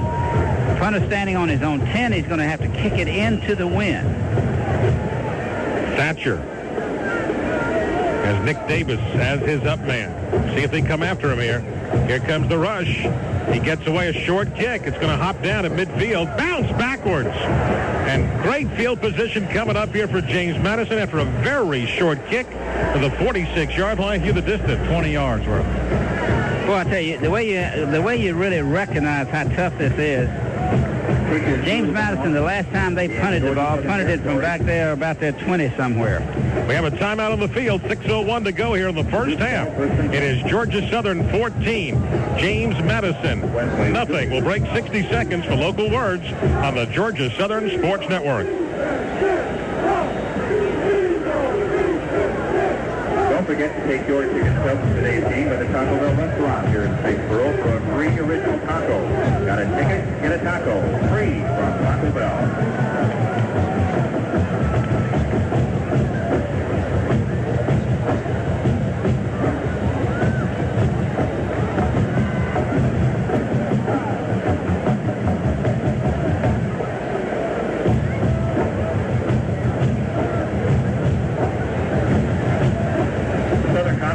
Georgia Southern is proud to announce its Stay in School Drug Education Program for the 1992-93 athletic year. The Southern Conference and Georgia Southern wants to encourage young people to stay in school and educate them about drug awareness. Members of Alpha Beta Chi, a service organization formed by student athletes, will visit local elementary and junior high schools throughout the year discussing the importance of staying in school and drug awareness. Southern Conference and Georgia Southern would like to thank all its student athletes for their dedication and energy. All right, Nate Hirsch back with Frank Gibbon and statistician Hugh Colson. We still have 6:01 to go here in the first half. Georgia Southern scored in their first two possessions, leading 14-0. But now the Dukes of James Madison have their best opportunity of the afternoon, taking over with a first down at the Eagles' 46-yard line as Eric Williams brings them up in an I formation. Long count this time. He fakes, still has the ball. Going to go with an end around to McLeod. Here it comes, 45-40, 35-30. McLeod breaks away at the 20, and he gets hit there and dropped hard. Finally by Don Hudson. Boy, did he make a tackle. Boy, that's just an excellent call. They get in the I formation. They start to run the lead option to the left.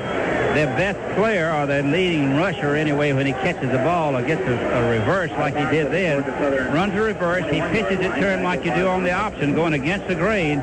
Boy, they fooled everybody. He's out there all by himself, runs all the way to the 21 before there was a great open field tackle on him. It's first down just short of the 20. Beautiful play. So the Dukes with their first serious march of the afternoon after one play. They'll bang the middle and start to go through there once again with Sean Marshall. He gets pushed back by Darius Dawson and the gang as he gets near the 17-yard line. You know, one thing our coaching staff noticed is this team likes trick plays. They scored last week on a Fumbarewski play, but their offensive lineman running it in against Appalachian State. Now, our staff doesn't like the deception plays, but this team is good at the reverses and good at a lot of trickery. Reverse was beautiful then and really set up, fooled everybody. Second down on 6 yards to go. They gained 4 on the last play. Williams going to go to his tailback, and he's got a gashing opening. Trying to get outside of the 10, a first down and goal to go as he steps out of bounds to Sean Marshall near the 6-7 yard line.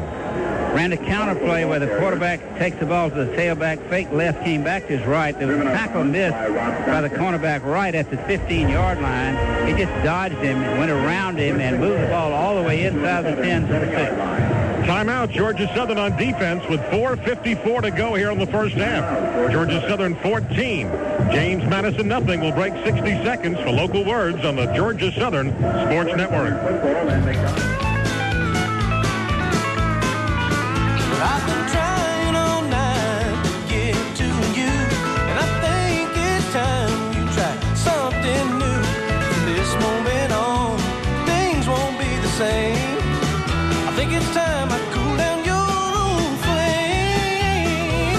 Well, you gotta cut the ties, you gotta bend some rules, and I'm gonna take you to a place that's cool. So get out of the old, make a break with the past, get into the cold, genuine draft. Cold filtered Miller Genuine Draft and Miller Genuine Draft Light. For those who've discovered its real draft taste, the world is a very cool place. So get out of the old, make a break with the past, get into the cold, genuine draft. Miller Genuine Draft, Miller Brewing Company, Milwaukee, Wisconsin. It's first and goal for the Dukes of James Madison at the Georgia Southern 7-yard line. Eric Williams brings up the Dukes of James Madison.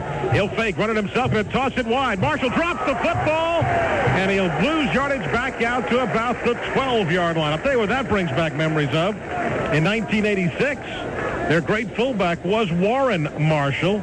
And their first drive of the game, if you remember, they drove it all the way down, and he fumbled right at the goal line going in. Well, you got a good memory. Remember that, though? They had the great running back? He faked to the fullback that time, tried to run the counter option to the right. He pitched it very quickly, but he made a bad pitch. He mishandled the football. Georgia Southern all over it. It's second down now and goal at about the 13. Don't you remember those things, Frank? I know you do. Second down. Motion left side McLeod. Williams still has it. Gets hit as he tosses it beautifully to the 10 and being stood up hard. Again, Marshall goes to about the 8-yard line where the Eagles gang tackle and push him back on the play. Boy, some great open field tackles today. Option play to the left, pitch to the tailback. He tried to hit it in the seam and did cross the 10, but boy, he got crunched at about the 8. It'll be third down and 8 yards to go for a touchdown. 4 minutes. What a great tackle that was. And 17 seconds to go in the half. The Dukes in the middle of the field at the Georgia Southern 8, trailing 14-0. Big play here. The backs are shifted. Williams fakes. He still has it. He wants to throw. Batted down at the line of scrimmage. Alex Mash knocks it away. Well, I tell you, it's a good thing he did. I thought that the wide receiver on the right ran a straight hook pattern. He was open out there. When he tried to rifle it to him, Mash got his hand up at the last second and knocked it down. I tell you, Mash is a big-time player. He makes plays like that one that really turns the thing around. That just stops you. You got to go for the field goal. The field goal attempt will be made from about the 15-yard line, which makes it a 25-yarder. He has the wind with him. He's really in the middle of the field, just slightly to the left and center. Trey Weiss, the kicker, he's 2 of 4 this year. He's had 1 block. 25-yard effort. Ball placed down. This one is up. Has plenty of distance. The kick is good. Put it through. So with 3:56 to go in the first half, Georgia Southern 14, James Madison 3. Will break 60 seconds. The local words on the Georgia Southern Sports Network. We're proud to call our home Savannah, Georgia. Savannah's growth in total jobs has been unprecedented in the last decade. While total jobs in the United States grew 18.7% between 1980 and 1990, Savannah's total jobs grew almost 34%, or nearly double the national growth. Many other cities in Georgia, such as Athens, Columbus, Macon, and Albany, didn't fare nearly as well as Savannah. Albany, for example, experienced only a 15.4% growth in total jobs, and Columbus barely outdid the national job growth rate. Savannah's outstanding record is just the beginning for a city getting ready to meet the future. Your Savannah Area Radio Association urges you to brag about your hometown. We're proud to call our home Savannah, Georgia. It's happening in Savannah.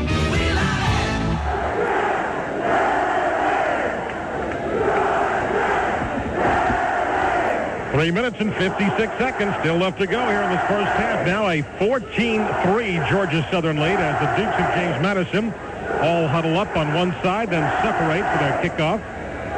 And this field goal looms up bigger now because 3 points really minimizes this spread and gives them a big boost just going into the half.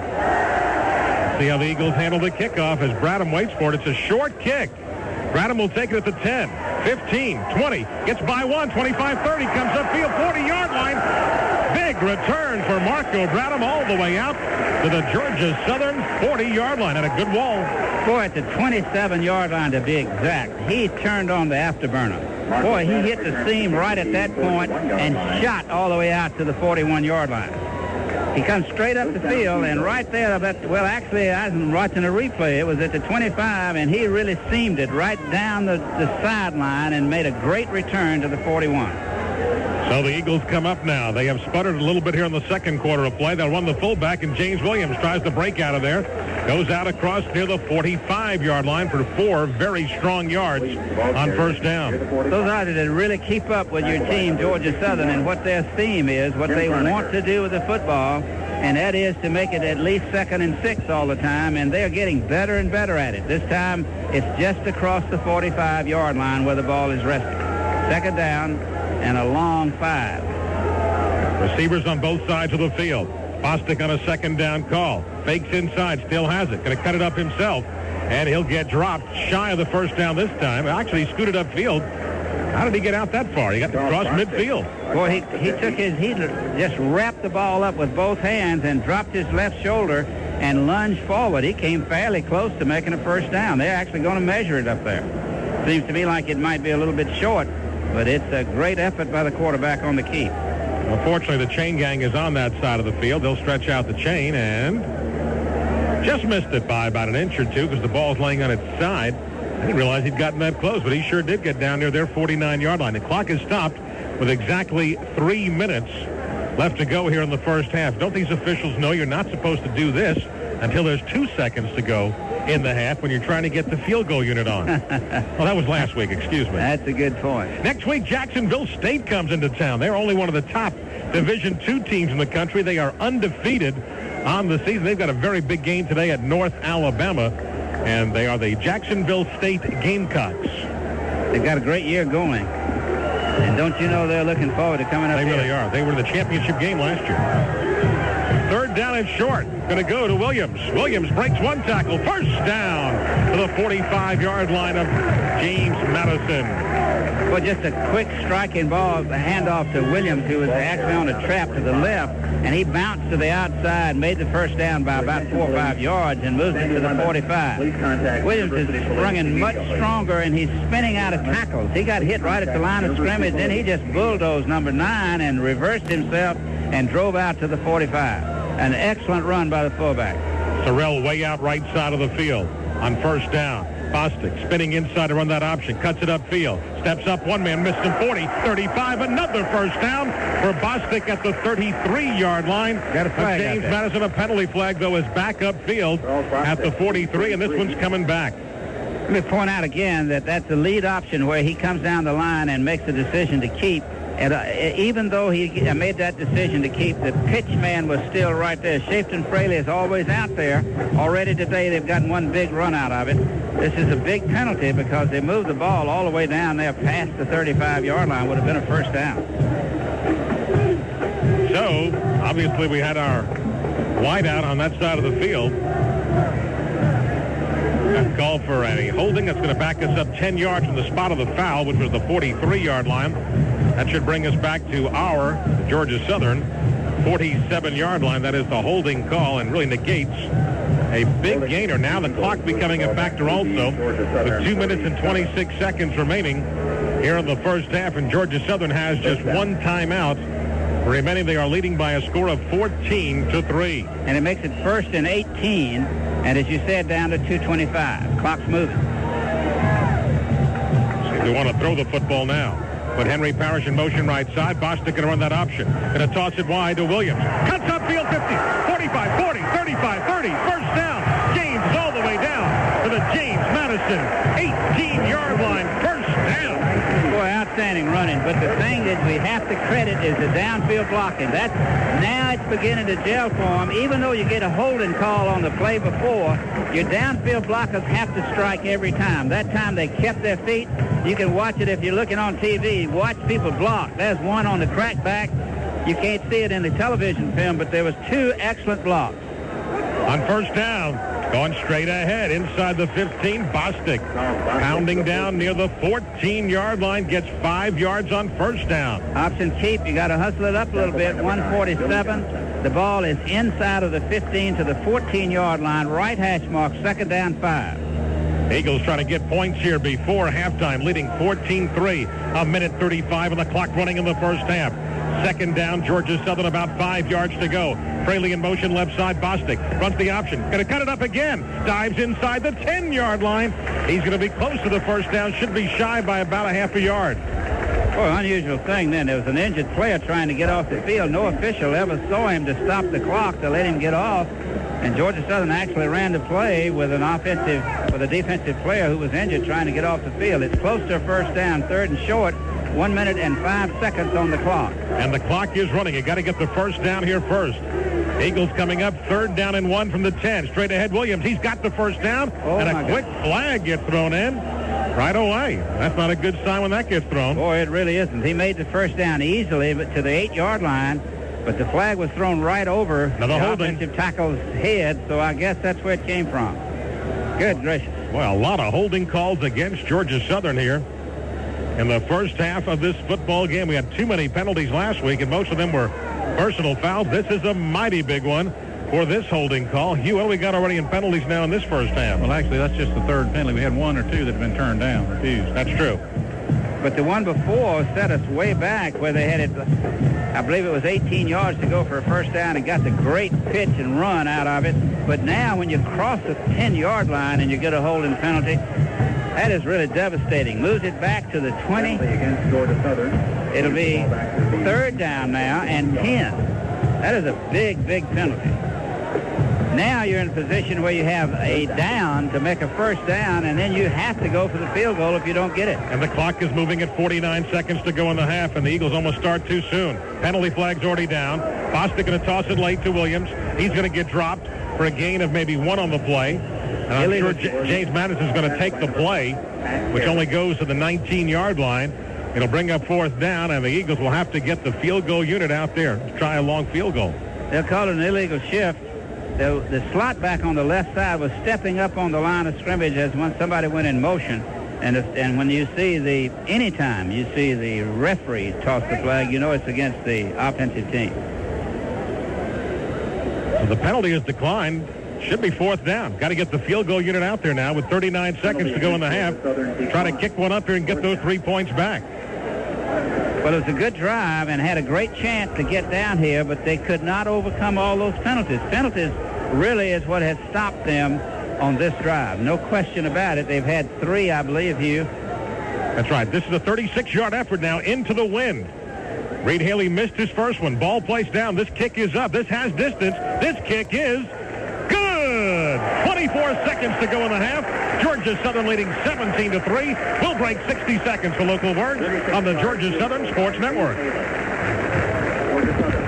WCHY is your home for continuous hot country favorites. Thunder Roll. WCHY, Y94 FM. And the lightning strike. Y94 FM, WCHY is playing more of today's hot country by today's hottest country stars. WCHY is Savannah's official country music station. Play me a country song. Y94 FM, WCHY. There's a radar station on an icy little airstrip in Greenland. 15 men keep it going, and we keep them alive. The Air National Guard. Work with us 2 days a month and 15 days a year. Learn about radar, engine maintenance, or a dozen other high-tech fields. And you'll find that helping people half a world away has opened up a world of career possibilities right here at home. Call 1-800-638-0936. So the Eagles get the 3 points back. Reed Haley successful on that field goal. 24 seconds remaining now in the first half. Let's see if the Eagles kick it deep or try a line drive kick here, because the wind's a little bit of a problem.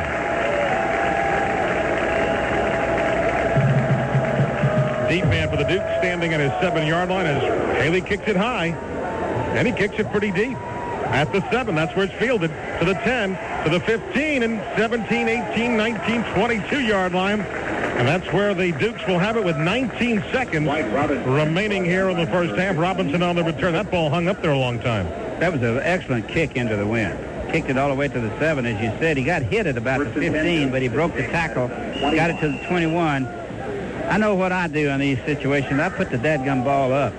You know, you see a lot of schools that won't do that, and last week, I don't know who it was, but somebody did right at the half and made a touchdown out of it.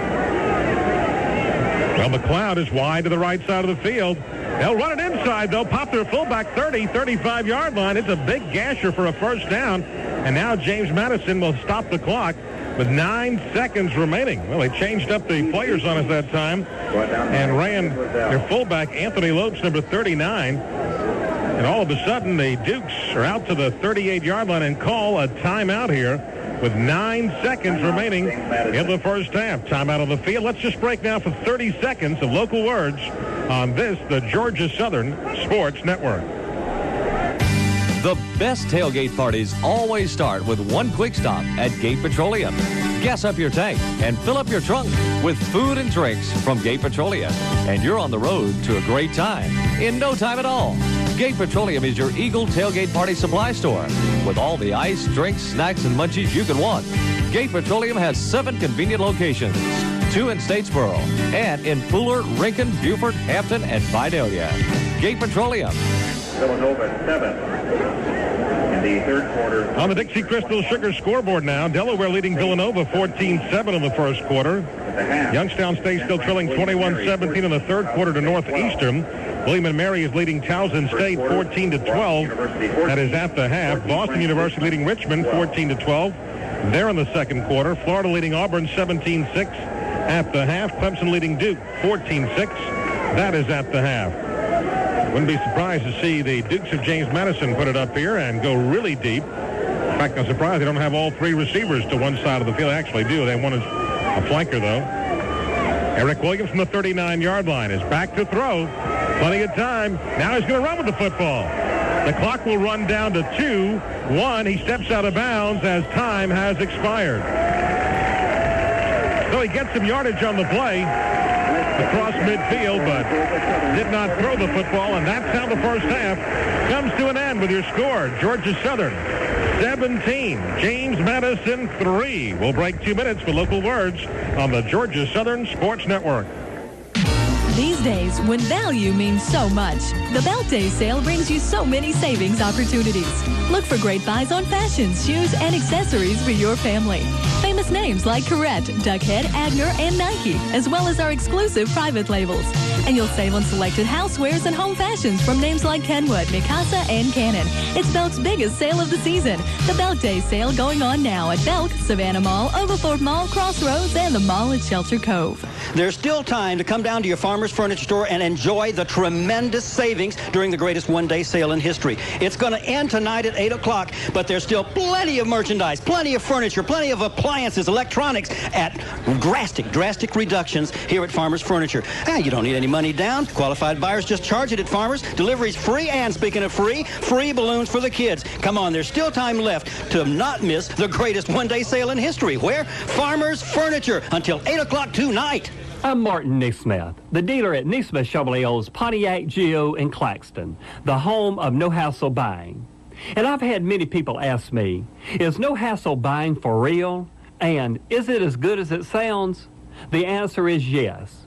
You see, at Neesmith Chevrolet, we don't make you negotiate to get our lowest price, because we've already put our absolute lowest selling price right in the window of every new and used vehicle on our lot. And that price had better be good, because you can see it as soon as you drive into our dealership. We don't have weekend sales or parking lot sales, because our cars and trucks are sale priced every day of the week. If you don't like to haggle over price when buying a vehicle and just want a good low price right off the bat, then come to the home of no hassle buying, Neesmith Chevrolet's Pontiac Geo in Claxton. Why no hassle buying? because it's the right thing to do. To start things off up-tempo, we feature all of our auxiliary units in Southern Pride's version of Brazil.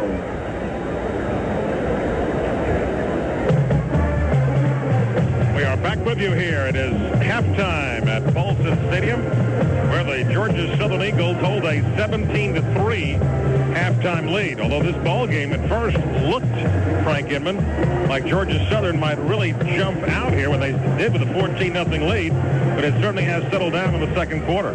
Well, the key in it, of course, was missing a field goal. That was awful close down there, but they missed it. And then when they held after giving up the football and caused the punt was mishandled. That was the start of a number of errors, mainly penalty errors that had got Southern the field position turned around. James Madison's able to get the field goal. Georgia Southern makes a good effort in that last one to move down, but twice penalties, offensive errors, kept them from scoring a touchdown. The 3 points nullified the other 3. That was a good thing to go into the half. I think it was the best first quarter that Georgia Southern has played. A couple of errors plus penalties hurt them in the second quarter. However, putting it all together, if you eliminated the mishandling the punt and 2 or 3 penalties, you'd have a first half of excellent football. All right, so it's 17-3 at the half. The Georgia Southern Band entertaining right now the Hall of Fame. Ceremony's taking place tonight at the University Ballroom. I see the inductees. They'll be introduced to the fans here in attendance in a little while. Bill Price, though, will be taking over here during the McDonald's halftime report. He'll be visiting with the sports editor of the Statesboro Herald, Scott Denham, after we break for 2 minutes of network messages on this, the Georgia Southern Sports Network.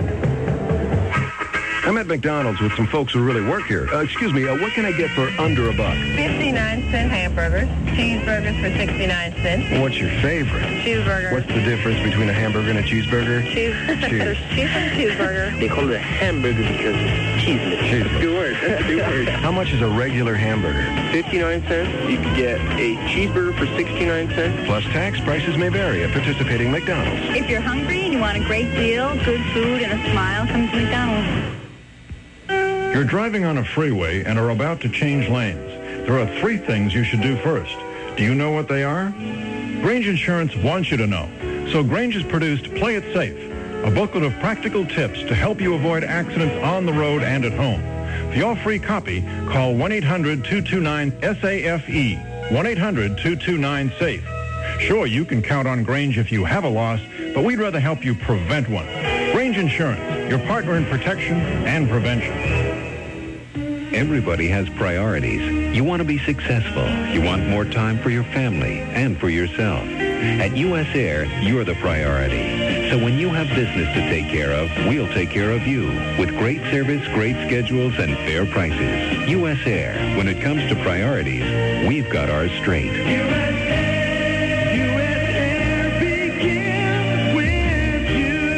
U.S. Air reservations, contact your travel consultant or U.S. Air directly at 1-800-428-4322. Everybody knows you gotta strive for the iron heart. So get in the wind, Dixie, and you better run, don't walk. Beef rush with a taste is good and the price is low. They'll be moving kind of fast, so time to be slow. Don't wait another minute, time to come and get it. Beef rush, beef rush. Don't wait another minute, time to come and get it. Beef rush. McDonald's halftime report continues on the Georgia Southern Sports Network. I'm Bill Price, welcoming sports editor and GSU beat writer Scott Denham to our microphones as Georgia Southern leads James Madison at the half 17-3. Scott, thanks for being with us and your interpretations of the first 30 minutes, please, sir. Well, I think we looked pretty good. We had a couple of mistakes there on some drives. One that I think when Bostic was sacked, it was a good scoring opportunity we missed. And Reed Haley missed one field goal, but he did atone for it with one right at the end of the half. And overall, I think the offense is moving the ball well. Defense has looked awesome. I think they had, one first down until the drive that ended in a field goal. So overall, I think Southern has played probably their first half of football this year. Those familiar with your work realize your daily duties, but how do you get the ideas for columns or get the ideas for special articles, and how you go about incorporating that into your paper coverage? Well, we do a lot of different things. We look back and see who had a big game against the team we're coming up against this week. A lot, when you do cover them every day, you know a lot of the little things that go along with the team, and it's a little easier One story that I wanted to do this week that I didn't really get a chance to that probably will be a good angle for this weekend is Charles Bostic being pulled out against James Madison last year. You know, Derek McGrady came on and rallied the team to a win, and I'm sure Charles is feeling pretty good about his play so far, especially since, you know, he didn't even get a chance to finish the game against them last year. So stories like that, you know, are usually the kind of angles we're looking for. Well, it's a different Georgia Southern team, at least offensively looking, than a month ago, and I guess that just becomes with practice repetition is getting to know each other. You got a lot of new guys in new places. Oh, yeah. Well, Charles was telling me just last week that he knew and everyone knew it was just going to take a matter of time. And if you look back, I think Coach Stowers had told me once earlier this season that if you look, there's a cycle of sorts that goes on with Georgia Southern football. You know, when in 87 and 88, when our leaner years compared to what we've done, you know, before and after that, you know, we had a freshman quarterback in Raymond Gross, and he had to take his lumps. He got a few boos. People were calling for, you know, his benching because he fumbled the ball a lot. But as it turned out, you know, he won back-to-back titles for us, and hopefully Charles is headed in the right direction and in that same direction. Georgia Southern leading 17-3 at the half. Our McDonald's halftime show continues into this 2-minute local break on the Georgia Southern Sports Network. Basically, what's to happen the rest of the year and the rest of the half. It ought to cover you. And any other personal comments you'd like to exhibit, feel free. The West Troop basketball band rocked Center Field House throughout last season. Here's one of their most popular and requested tunes, Shout. They miss Hal Fulmer introducing the band. The best tailgate parties always start with one quick stop at Gate Petroleum. Gas up your tank and fill up your trunk with food and drinks from Gate Petroleum. And you're on the road to a great time in no time at all. Gate Petroleum is your Eagle tailgate party supply store with all the ice, drinks, snacks, and munchies you can want. Gate Petroleum has 7 convenient locations, 2 in Statesboro and in Fuller, Rincon, Beaufort, Hampton, and Vidalia. Gate Petroleum. For your best automotive buy, Find it at Franklin Special Purchase Sale. Why pay the difference if you can't tell the difference? 92 Geo Prism, priced as low as $89.95. $89.95. 1992 Chevy Corsica, pay as little as $98.50. $98.50. That's after $2,000 guaranteed trade. Push it, pull it, drag it, or drive it. $2,000 guaranteed. No matter what you're looking for, Find it at Franklin Special Purchase Sale. Franklin Chevrolet Toyota Geo. Highway 80 East in Statesboro. I know a place where we can go, where the steel guitars and the neon glow. This old honky-tonk is just too slow. I know a place so cool it's cold. Now there ain't no time to wait. Well, I've got your number and I'm on the case. Let me take you to a cooler place. Let's get out of the old, make a break from the past, into the cold, genuine draft. Cold filter, Miller Genuine Draft, and Miller Genuine Draft Light. For those who discovered its real draft taste, the world is a very... Field goal by Reed Haley, all set by Trey Weiss. 25-yard three-pointer for James Madison's lone points of the afternoon. Scott, the first of 5 games in a row. The rest of the game here with James Madison and 4 of the straight home games. So you look at the Eagles and their postseason opportunity. They've got the chance to do the good work. You can't ask for a much better schedule, at least to be playing at home in crunch time. Yeah, well, we got Middle Tennessee coming up. That's going to be a tough game. Of course, we got to finish this game off. You know, we still got a half to play, but you're right. It does favor the Eagles. You know, 5 straight home games and then that what should be a real tough road game at Youngstown the end of the season.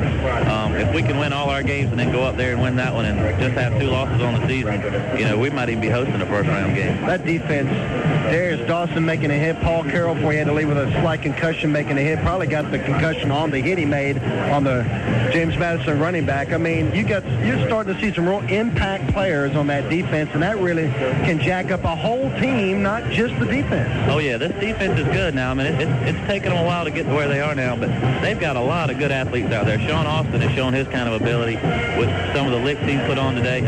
You know, just traditionally, we've always had great linebackers, and this year is no exception with Carroll and Dawson and Davis and Huey Hunt now. I mean, when he comes in, he plays well, and he's only a freshman, redshirt freshman. And he's doing a good job in place of Carroll. So I tell you, JMU's got, I'm sure they're banging their heads trying to figure out some way to get something going in the second half because so far they haven't done a whole lot. Continued success, the good writing that you do. Glad to squeeze you in here and brag on you a little bit, and just keep out on that kind of trouble if you can for me. He's an active fella. I saw him last night, and he's here today. He's all over the place. Hey, thanks a lot, Bill. I appreciate the time. Scott Denham, the sports editor and GSU beat writer for the Statesboro Herald. Hugh Colson has halftime stats upcoming after this 2-minute local break on the Georgia Southern Sports Network. It's going on now. Sneak Preview 93. Sneak Preview 93 at Savannah Toyota and Bob Maddox Chrysler Plymouth. Both dealers will be moving out all the 92 cars, trucks, and vans at their lowest prices of the year. And both dealers will be showcasing the rising stars of 1993. In the spotlight at Bob Maddox Chrysler Plymouth is a revolutionary new car by Chrysler, the Chrysler Concord. Complete with driver and passenger side airbags, anti-lock brakes, and more, this car is built for safety. At Savannah Toyota, see the new star for 93, the Toyota Corolla. Completely redesigned, a brand new look for the 90s. Loaded with air, automatic, AM/FM stereo, and more. Drive it today with no down payment to qualified buyers. If you're in the market for a minivan, come to the original home of the minivans, Bob Maddox Chrysler Plymouth. And let's not forget about the stars of 92. Save like never before on a great selection at both dealerships. Sneak Preview 93 at Bob Maddox Chrysler Plymouth and Savannah Toyota on Abercorn. Don't miss it. We're proud to call our home Savannah, Georgia. Savannah is one of only 35 cities in the United States to receive federal funds from the Small Business Administration's Microloan Demonstration Program. The funds will be used by Savannah's nonprofit Small Business Corporation to make loans to small businesses in our community. Lending authority has been set at an initial level of $175,000, and an additional $35,000 will be available for technical assistance. Much of the funding will go towards international business, and is just one more way Savannah is encouraging international trade and cultural ties. Savannah is an international city, and your Savannah Area Radio Association urges you to brag about your hometown. We're proud to call our home Savannah, Georgia. It's happening in Savannah. Richard Wallace, one of the great all-around 17-3, the Eagles lead. James Madison at the half. The Hall of Fame inductees, at least part of the induction class of 16 to be inducted into the Hall of Fame of Georgia Southern tonight at 7 o'clock at the University of Union, being saluted by President Dr. Nicholas Henry and Athletic Director Dr. Bucky Wagner at the half. With the first half numbers, I should say, here's Hugh Colson. Okay, Bill, we got 12 first downs for the Eagles in the first half. 5 JMU rushing yardage, 208 for Georgia Southern, 94 JMU. 2 of 4 passing for the Eagles for 15 yards. Total offense, 223 yards. James Madison, 2 of 9 passing, 13 yards. 107 yards total offense for them. Neither team lost a fumble. 2 punts for the Eagles in the first half. 32-yard average, 5 for 45 for JMU. 3 penalties, 25 yards against the Eagles. 2 for 15 against JMU. Individually rushing, Charles Bostic, 19 carries, 77 yards for the Eagles. James Williams, 12 carries, 73 yards. Eric Williams, 5 carries, 25 yards for JMU. Marshall, 7 carries, 19 yards. And McLeod, the 1 reverse for 26 yards. Scoring plays in the first half. The Eagles scored first with 10:19 to go in the first quarter on Charles Bostic's 21-yard run. Reed Haley kicked the PAT, capping a 7-play, 52-yard drive. The Eagles made it 14-0 with 4:17 to go in the first quarter on Charles Bostic's 2-yard run. Reed Haley again kicked the PAT, capping an 8-play, 64-yard drive. JMU came back with 3:56 to go in the second quarter to get their only score on a 25-yard field goal by Trey Weiss, capping a 6-play, 46-yard drive. And the Eagles made it 17-3 at halftime with a 36-yard field goal from Reed Haley with 24 seconds to go in the first half, and capping a 9-play, 59-yard drive, Bill. The voice of the Eagles, Nate Hirsch. Analyst Frank Emmons, statistician Hugh Colson have the call of the second half upcoming.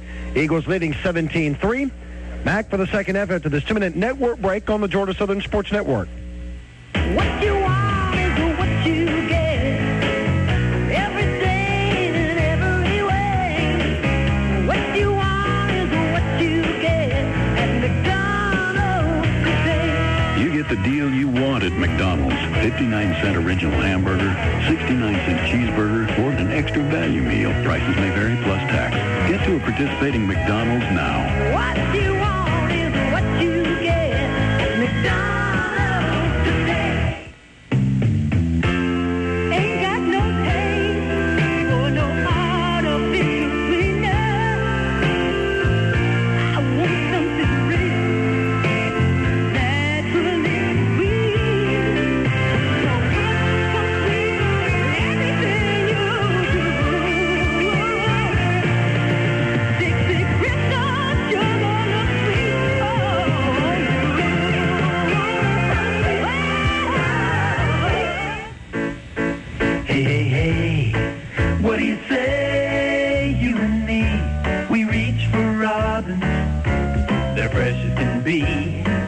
you'll agree they're so fresh you can taste the difference.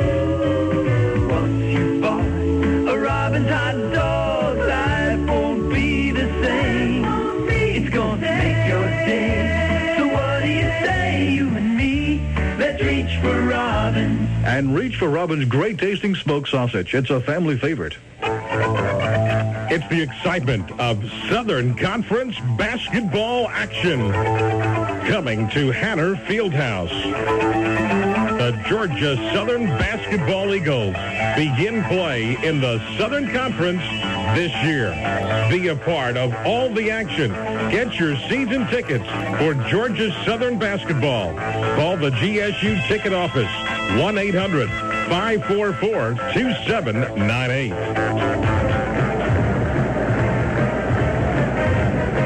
Back with you. Getting ready to start the second half here at Paulson Stadium next week. It will be a 1:30 kickoff, 12:30 airtime along the network. And again, a reminder to all our stations, that is the same scenario 2 weeks from today when we take on Middle Tennessee State. Some of the earlier schedules have shown the Middle Tennessee State game at 1 o'clock, but it is a 1:30 kickoff 2 weeks from today. So all the rest of our games on the network will start at 12:30 with the pregame show, and 1:30 will be the kickoffs. Here at 17-3 at the half, Georgia Southern leading. A nice recognition of the members going into the Georgia Southern Hall of Fame tonight. I know you had a chance, Frank Emmett, to meet with some of those people last night at a nice reception, and should be quite a nice affair tonight. Boy, it should be, and does it bring back great memories, I'm sure, to Georgia Southern people to see these guys on the field. And I happen to know personally at least a couple of them, and had the pleasure of having one of them as a high school player. You really have some high-quality people who really love Georgia Southern, and the Hall of Fame is a great idea, and it's going to get to be better and better and better. I worried, though, about a few of them last night with their eyesight, when they said, "Nate, you haven't changed a bit." I said, that's the nicest thing anybody could say, but where are your glasses? That is a nice thing to say, because I even recognize that you're getting bigger. That's better. And better. I was going to say that. Let me say it. All right, here we go to start this third quarter of the football game, and it'll be James Madison kicking off. We have Marco Bradham standing deep. Wind not that much of a factor right now. Let you get the football really high up in the air. We wait for the official to tell us to put the ball in play. The Georgia game now in the third quarter is Georgia 27 and Vanderbilt 20. Good gracious. Oh, a strange game in Athens today. That's their homecoming game also. And you have to remember what Vandy did to Georgia last year. You know, this game today, this is a big quarter. This is something Georgia Southern always wants to have, and that is an opportunity to get the ball first in the second half. And the other thing that it does do normally, though, is make them run into the win. I kind of like the idea of having the win in the last quarter, but the third quarter is a big quarter for Georgia Southern coaches and team. They want to take the ball now and establish the fact that this first half is no fluke, that 17-3 is the way the game ought to be, by putting some more on the board. All right, we are set finally to get things underway here. As Trey Weiss kicks off, and it close to the far side, and it's going to be fielded at the 5-yard line there. 10, 15, cutting back 20, 26-yard line. Good hard return, though, by Marco. Got it out to the 26. He drove him all the way into the right corner of the field. Very good kick. When you kick diagonally across the field like that, it gives your coverage team a time to get down. He got a good return, but he really got stuck right there at the 26. Good field position, however. First down for Georgia Southern. And we start off with the same team, the same quarterback. Bostic is in the game. Charles has gone all the way thus far today. First down from the 26-yard line. Going to fake it inside. Bostic still has it. Brings it upfield for a couple as he goes down near the 28.5-yard line. Gets 2 yards perhaps on that keeper. That's a little short of what they're working for. They want to get 4. They ran it into the short side of the field. He really didn't have a lot of room to operate. But on the other hand, what you think is that defensively you have to cover the field, and Georgia Southern wants to force you to do that. Come back to the short side of the field with the option game. Trips this time left. Second down call, 2nd and 8. Fraley goes left side. Bostic runs that way. Going to toss it late. James Williams gets one block, 30, 35. First down. All the way out near the 39-yard line, running the option to perfection that time. Unbalanced line left, motion to the left, which meant they had trips out there. Quarterback comes straight down the line, made a late pitch, stretched it way out. Then the fullback, Williams, hit it in the seam and outran the linebacker, I believe, who was trying to catch him from behind, made a first down out to the 39-yard line. Excellent play. First down, Eagles. Far side hash mark. Harris stays in as an A-back. Bostic still has the ball. It's hit and thrown down. That time he did not pitch the ball. He had to keep the ball. He got hit, and he is stopped and pushed out of bounds for a loss on the play. At the 39-yard line, give James Madison some credit that time as Billy Johnson, the strong safety, played it well. Boy, they really stretched it all the way out to the sideline. One of the things that I want to comment on is that there was a great downfield block, even though they didn't get down there, but there was a heck of a hit by Chris Joyner downfield. Quarterback comes out. He's stunned a little bit. They really got to him over there on the sideline. He lost a yard. It's 2nd and 10, 11. So Bostic leaves the game, and Joe Dupree checks in at quarterback. Second down play. Dupree hands it off. Is the ball loose? He kept the football himself and goes straight ahead to about the 43-yard line. You know, that's a pretty good play for Joe. What they do is fake to the fullback, and he just follows the fullback right behind him. There's a quick fake, and then the fullback actually becomes like a lead blocker. And he picked up about 4 yards. It'll be 3rd down and 6. The ball is at the 43, and I believe Joe is still in the game. Right, we'll get Bill Price to see if we can get an injury update on Charles Bostic, who they're tending to. Dupree back to throw, chased out of the pocket, going to run around the side, fighting upfield, diving for that first down marker. He is close to it, but shy of the first down, I believe. It's going to be close. It's kind of a spot does he get. Looks like he's going to be about a half a yard shy. Well, I thought he had it. It looked like he could have made it that time and maybe misjudged exactly where that spot was, because they're going to spot it short of the first down, just about the length of the football maybe. It'll be 4th down and a foot to go. 4th down and a yard to go, and the Eagles are going to go for it on 4th down. Big spot early here in this 3rd quarter. It's 4th down and a good yard to go. Got to get to midfield. Dupree, keeping it himself, cuts it back, gets a first down and more. Down to the 46-yard line of James Madison. We'll see if we can go down to Bill Price to see if he has any update as they tend to Charles Bostic. Looking over his shoulder, Nate, they're still trying to make an evaluation as far as what the severity of the injury is. I'll get back to you. All right. Dupree kept the football. Looked like he knew he was going to do it. Faked the fullback, came off the left side, and he is an excellent runner and makes the first down easily, moves the ball to the 46-yard line. The ball's on the left hash. So the Eagles keep possession, leading 17-3. Dupree running the option right side. Still has the ball. Stops, cuts it upfield. Breaks one tackle, still going, and he's inside the 40, down near the 37-yard line of James Madison. Great physical strength. Dupree, remember, is 6'2" and 192-pound athlete. He is an excellent runner. If he has a problem, it's making decisions quickly on the triple option, but when he elects to keep the football, he's as good as you'd want to have out there. He's a powerful runner, and he really runs upfield. He ran against the grain very well then. 2nd and a yard, less than a yard for a first down. 2nd down it is, and short. Dupree hands it off inside to James Williams. They were waiting for him and stuff him right at the line of scrimmage, and perhaps a loss of a yard of the play, as in the backfield, Lamont Gooding, the nose guard, the freshman from Alexandria, Virginia, with a key stop. One of the few times you see that happen, they ran the quick trap to the fullback. They penetrated the line of scrimmage, threw him for a loss. It's 3rd down and 2. So 3rd down, a possession play for this drive again. At the 38-yard line of James Madison. Dupree spinning to the right. Head fakes by one. He'll dive, get the first down. They'll really push him out of bounds hard, but he's inside the 35 at the 33-yard line. I want to keep commenting on this. They're running the option into the short side of the field. The quarterback elected to keep the ball. Henry Parrish, who's the slot back, was in a perfect position for the pitch. They are really trailing the quarterback, doing an excellent job, and as we've already had it happen once today, they got to get big play out of the late pitch. I think Georgia Southern is really working to get the downfield option game going. All Trying to be a first down.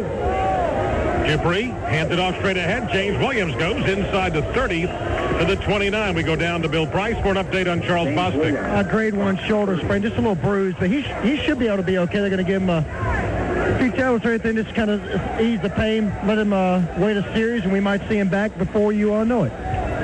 Again, that time they got a great offensive charge by the right side of the offensive line, and that's very impressive to me what they're doing with those linemen. The linemen look to me like they're getting better and better. Second down at about 6 in the 29. Dupree again gives it straight ahead. That time, not much faking that time. Looked like almost a straight-ahead handoff to, again, Williams. And again, it's Lamont Gooding, number 93, that nose guard, who stopped him pretty quick. And Deion Fox, who's an offensive, a linebacker, outside linebacker, took the ball away as he went down. And so they're playing very aggressive, but Georgia Southern really is controlling the line of scrimmage. They're getting a great offensive charge by all the up-front people. The wide receivers today are doing a better call. Again, a possession play, 3rd and 5. Dupree to the short side, the right side, keeps it himself, lunges forward. He'll be stopped shy of the first down.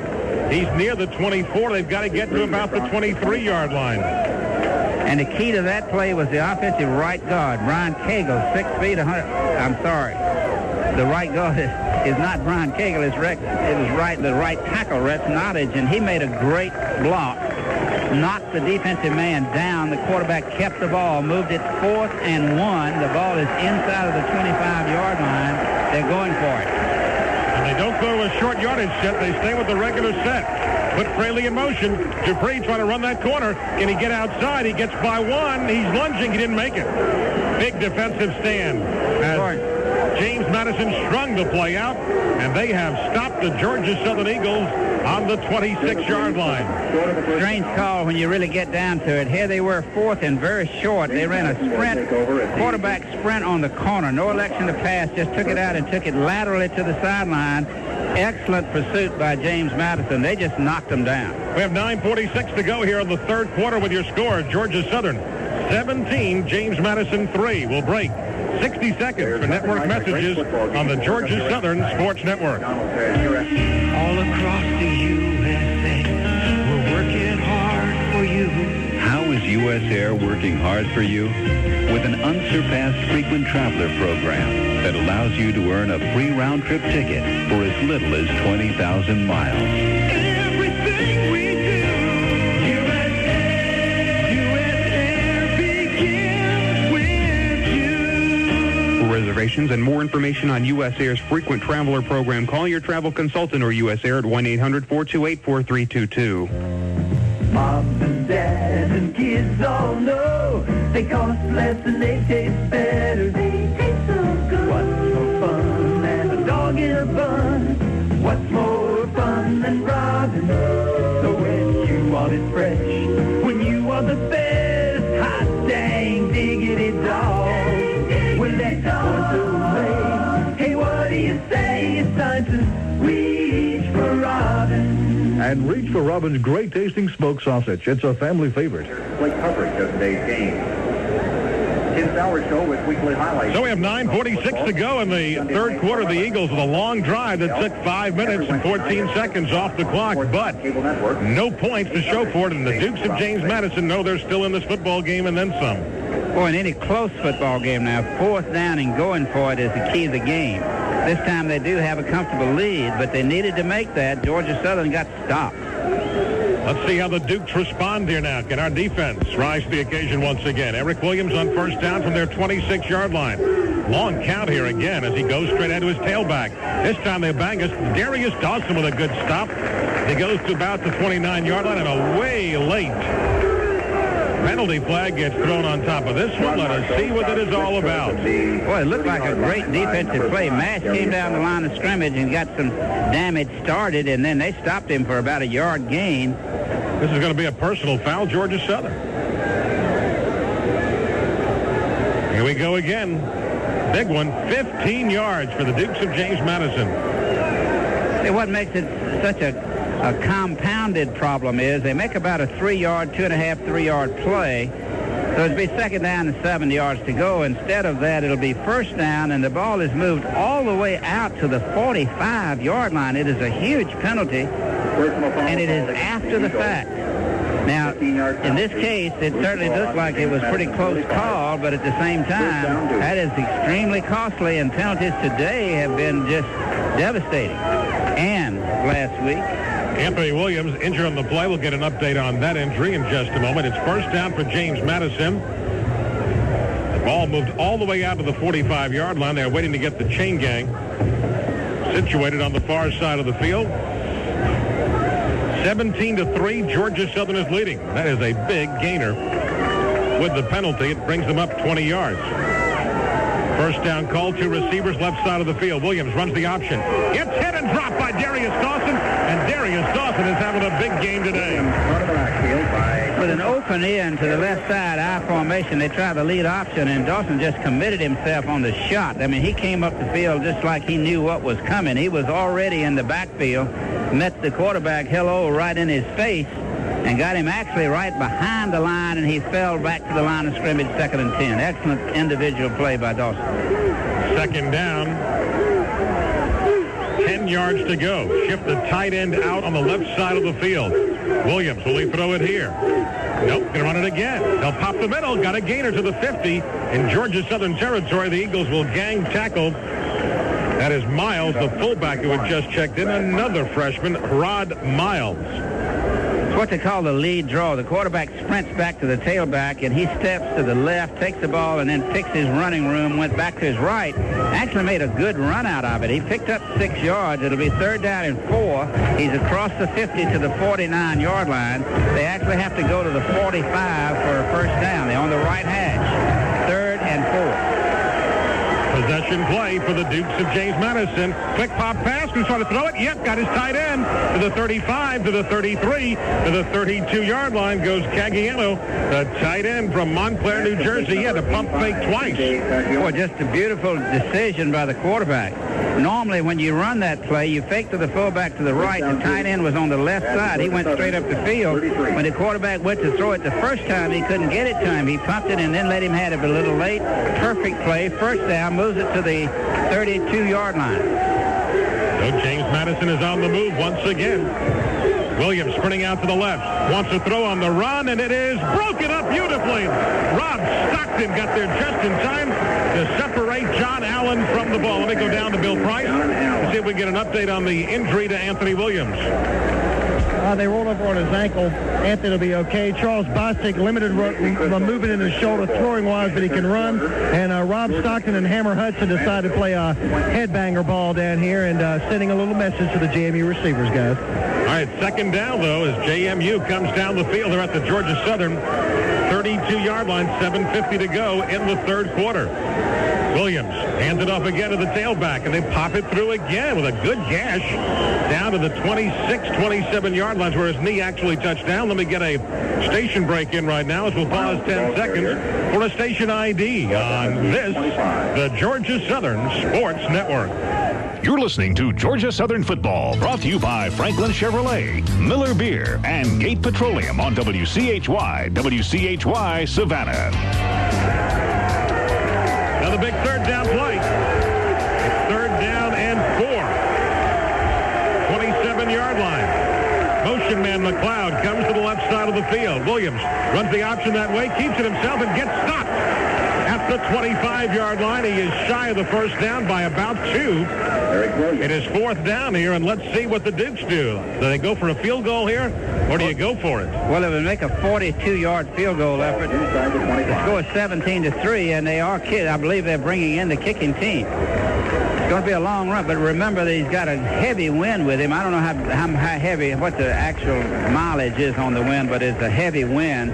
He ought to be able to kick it from there. They'll place it at the 32-yard line, and the ball is almost directly in the middle of the field. It's a fake. Eagles stay home and knock him down. They were waiting for that. They saw it in the films and knock him down right away. Marco Bradham would not be fooled by it. One of the great things that time was that they showed 11 men on the line of scrimmage and read the play all the way. We have a flag down. Penalty flag is down against Georgia Southern.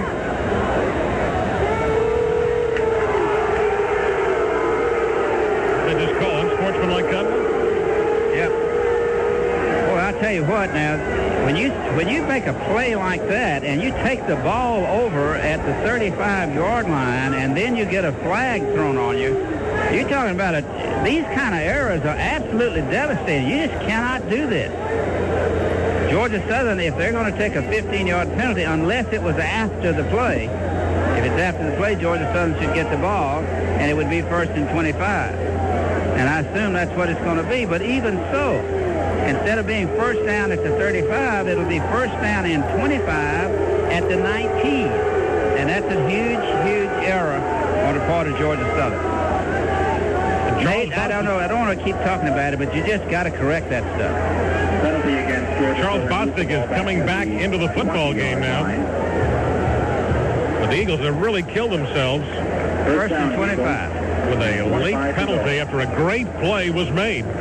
Showed 11 on the line of scrimmage and then read the fake and made a super play out of it on the 4th down fake field goal. Bostic on first down. Going to turn it upfield and cuts it all the way out across the 25. He's out near the 29-yard line, but you got to get 25 yards, remember, to keep this drive going here alive here. We're 6 minutes and 12 seconds to go in the third quarter. Our score remaining as it was at the half. Georgia Southern 17 and James Madison 3. Now, does James Madison know, though, that Bostic won't be able to throw the football here? That time they ran the option for 10 yards, but it's 2nd and 15. 2nd and 15. Motion man is Ficklin. Option, right side, going to toss it wide behind James Williams. He cuts it back, gets a couple, but once that pitch went behind him, well, you leave your fullback out there where he can get killed.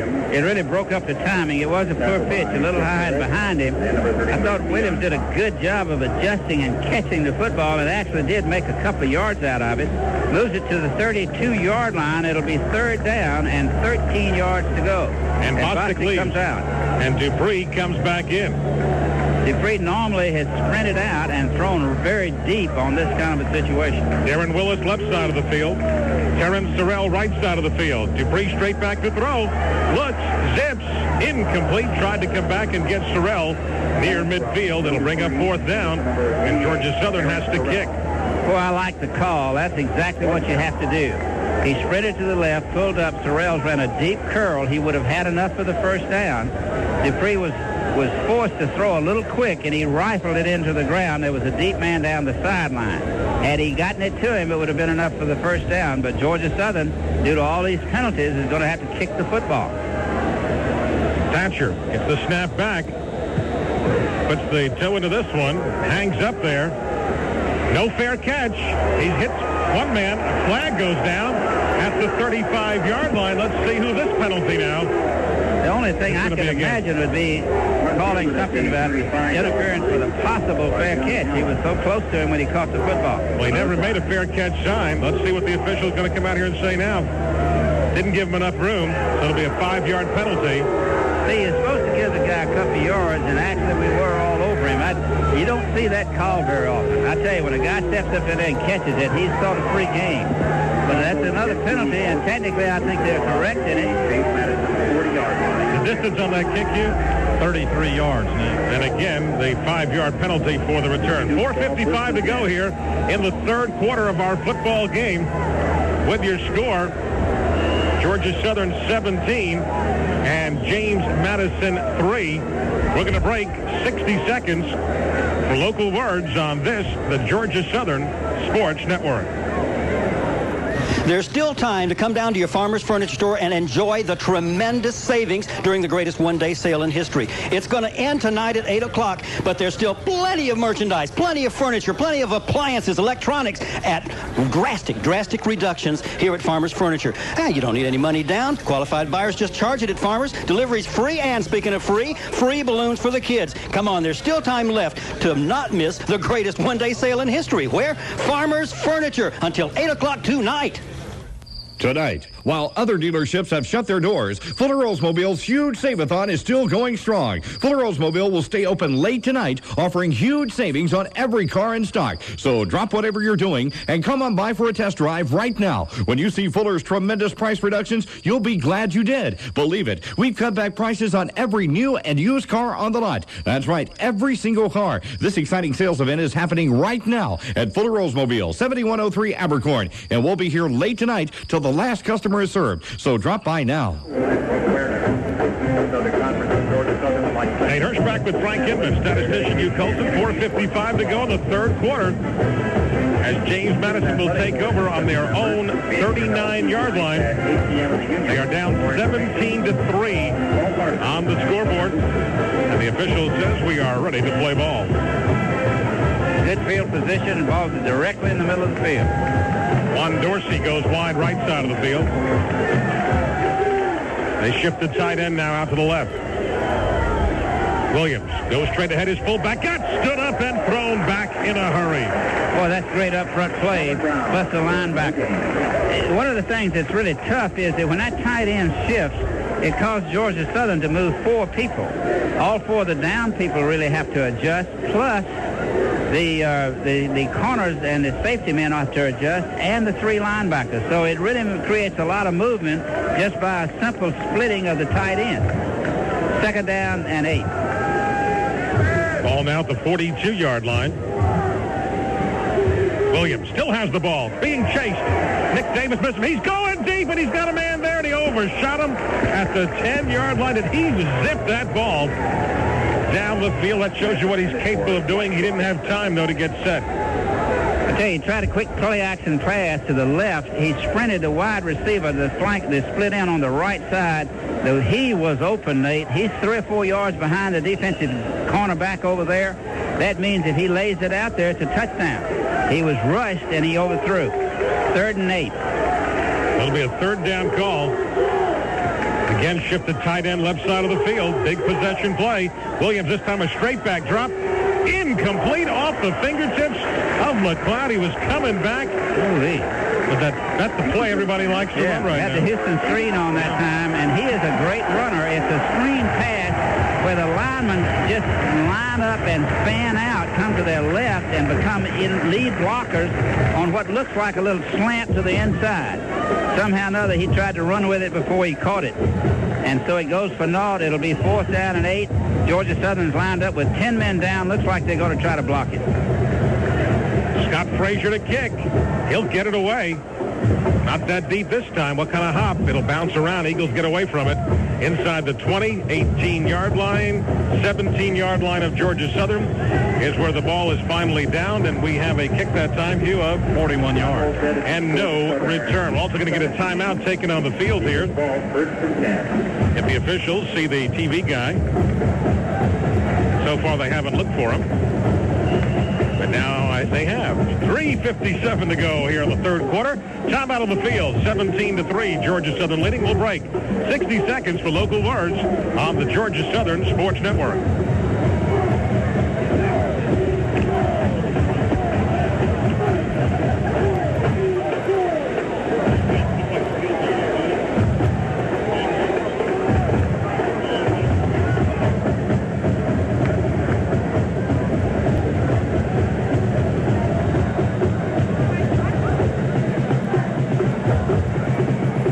Introducing Invest First. Say it again. Invest First. Remember the name. Invest First, the new investment program from First Bullock Bank, combining Wall Street savvy with Main Street service. Invest First offers more attractive returns than CDs. It's more personal than a brokerage account. Invest First requires a minimum investment. There are no hidden costs. Management fees are spelled out right up front. First Bullock has various investment portfolios to choose from. Ask John Barton or Deborah Stanridge in our trust division to explain the possible rewards and various levels of risks. Invest First, another home team advantage from the first team. Invest First. Ask about it at First Bullock Bank. Unlike CDs and traditional bank accounts, the investments used in Invest First portfolios are not federally insured and do not offer a fixed the quarterback return. is Charles Bostic at the 18-yard line of Georgia Southern.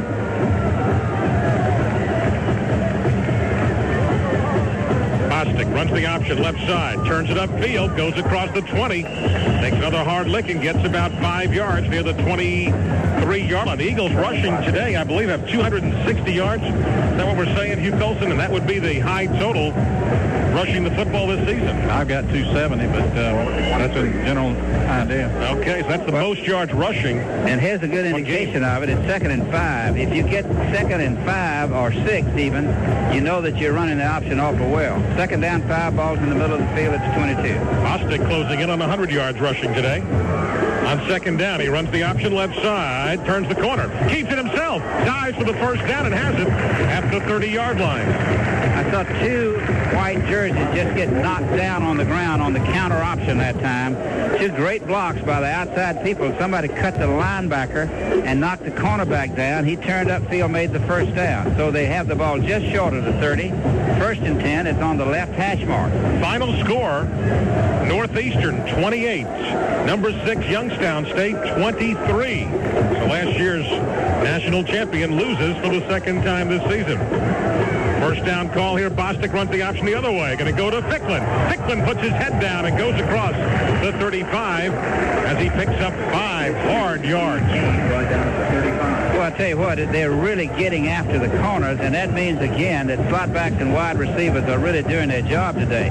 There was a good inside-out tackle by what they would call that corner, that free safety, but they picked up nearly 6 yards on the play, maybe 5.5. It'll be 2nd down and a short 5. Ball's on the right hash mark. It's across the 35 to the 36-yard line. I tell you, the execution of the option is outstanding today. Not only is the fullback striking it up there, but the linemen are really coming off on the count, and that's a big part of this game. 2nd down and 5. Give it to James Williams, the fullback, and he'll pop across to the 38, almost the 39-yard line as he gets about 3 or 4 yards, and again another 3rd down and short situation. After that last play, you notice where Chris Parrott, their free safety, and Ficklin kind of went jaw to jaw with each other there. Yeah, a lot of conversation. I noticed that between the defensive backs. I'll tell you one reason, they're getting hit pretty good today. Now here's the big play, 3rd and 1. Had a 4th and 1 a few minutes ago. We're not able to make it. Trying to keep the drive alive on a 3rd down play. Got to get to the 40. Straight ahead to Williams. Breaks the tackle and has the first down. I know it's frustrating for the Dukes. They had him at the line of scrimmage, but could not hold on, and Williams pops out for a first down, Georgia Southern. I think that's just zone blocking up front. I think the quarterback takes the ball off the line a little bit to the fullback, and everybody just takes whoever's in front of you and tries to get off the line of scrimmage. There was plenty of room in there. Maybe picked up 3. It's first down at the 43. So the Eagles keep the ball as we get late here in the 3rd quarter. 1:15 remaining in the 3rd quarter. Georgia Southern leading 17-3. Bostic at the line of scrimmage. Keeps it. Still has the ball. Going to toss it late. Ficklin breaks the tackle. Still going. Upfield. Very close to the first down marker. He just ran over 2 or 3 people. How in the world did he come out of that? 3 guys just looked like they had him. They ran the option pitch into the sideline. By the way, the defense that we're facing, that Georgia Southern is facing now, is really a 5-3. They have a nose guard. They have 2 tackles and an end. One guy shuffled off a little bit, but it's a true 5-3 alignment. That time there was some penetration, but boy, did he make a run. That's the best run he's made of the year. He really attacked them. He was down low and split the defensive players to make a first down. It was enough for the first down. 10 yards more for Rolando Ficklin. The Eagles at the Dukes' 46-yard line. First down call. Bostic runs the option left. Charles tosses it into a crowd, and Steve Payne gets upended, and another late flag comes from the back. Did we do some blocking from behind? Let's see. Well, that's too bad now. He made a pitch that time that you really don't want to make. You kind of get on the quarterback sometimes for not pitching. The rule really is, if you're coaching the guy, anytime he hands off to the fullback, you just tell him that's great. Or if he keeps it, you tell him that's great. Another holding call coming up against Georgia Southern. Really costly, and that time it looked like it was right on top of the play. They actually lost about 2 yards on the play, maybe a yard on the play. I'm sure they're going to take this penalty, though, because that'll be a 10-yard penalty. And move it back, it'll be first down 21. Let's see, they're talking about it. Well, there comes the march. He's just trying to get the spot, I guess, where to go. They'll start from the 46 of James Madison and march it off 10 yards to the 44-yard line of Georgia Southern. Another costly penalty. They are adding up again, Hugh, aren't they? They sure are, Nate. That's 7 penalties for 70 yards. Starting to get close to 100. You can't take away that much yardage each and every game. No, and when it's first and 20, you're really in a hole just to start with. You're thinking about an offense that's supposed to move the ball maybe 4 yards a shot, and obviously they won't get it when it's first and 20. First down call, going to give it inside. Williams, think that Chad Holmes almost broke out of there. He gets up to the 49, but a flag has come from the far side again. Boy, that was a quick pop right off right guard, picked up about 5, but another flag. Another penalty against Georgia Southern. We have motion against the Eagles, another 5-yard penalty. Not only that, what these penalties are doing are taking away potential big games. Now, and in addition to that, when you start off within this offense, backed up as they're going to be this time, first down and 25, you really don't have a game for that. You have to come out on the corners. You have to throw on first down. Those are the kind of things that Georgia Southern does not want to have to do. Boy, oh boy. Unbalanced line left. First down and very long back at the 39-yard line. Bostic gives it off inside. Holmes breaks one tackle, gets back a couple, comes across the 45. He's back to about the 46-yard line. Tried to pop the fullback out of there as the last play of the third quarter has occurred as the seconds wind down at the end of 3 quarters of play here at Paulson Stadium. Georgia Southern 17, James Madison 3. Back with the final quarter after a 60-second network break on this, the Georgia Southern Sports Network.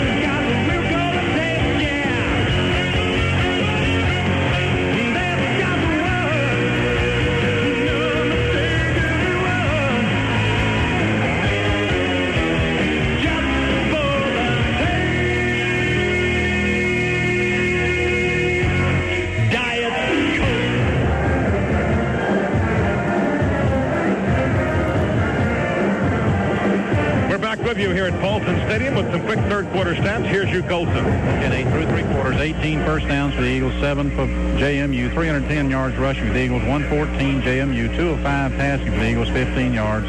Total offense through 3 quarters, 325. JMU is 3 of 13 passing for 40 yards, 154 yards total offense. 3 punts for the Eagles, average 32 yards, 6 for 44-yard average JMU. 8 penalties against the Eagles is for 75 yards, 2 against JMU for 15. Charles Bostic, 23 carries, 99 yards. James Williams, 8 carries, 94 yards for the Eagles. All right, the final quarter of play about to begin, and we begin it with a Georgia Southern second down and long situation. Line of scrimmage will be the 46-yard line of Georgia Southern. They've got to get down, though, to the 36-yard line of James Madison. Boston College beating Penn State big today, 35-17. Syracuse just beat West Virginia 20-17. Clemson leading Duke 21-6. They're late in the fourth quarter of their game. Here we go to start the fourth quarter of our football game here. Bostic brings up the Eagles. He's got Sorrell right side. Willis left side. Second down and long. Pulls back, runs a quarterback draw. Goes to the 50 and goes down hard at the 48-yard line of James Madison. Haven't seen much of that play today. Excellent run that time. Picked up about 7 yards. It really means that because of penalties, they've had 3 first downs where they've made plenty to make a first down. 5 yards, 7 yards. But now it's 3rd and 11 because of these penalties. The ball, though, it has to cross the 50 to the 48-yard line on the right hash, 3rd and 11. And as you mentioned, they're sending in players now to call plays from the Georgia Southern bench. So Sorrell comes out. 3rd down. Need about a dozen here. From the 48 of James Madison. Bostic straight back to throw. Over the middle. Incomplete. Ficklin had it for a second, then dropped it. It would have been well shy of the first down anyway. Had he caught it, it's going to bring up a 4th down, and James Madison will quickly get the football back. Florida's leading Auburn late in the game, 17-9. The Eagles put their punting unit on the field here as we're in the opening minute of the 4th quarter. It has stayed 17-3.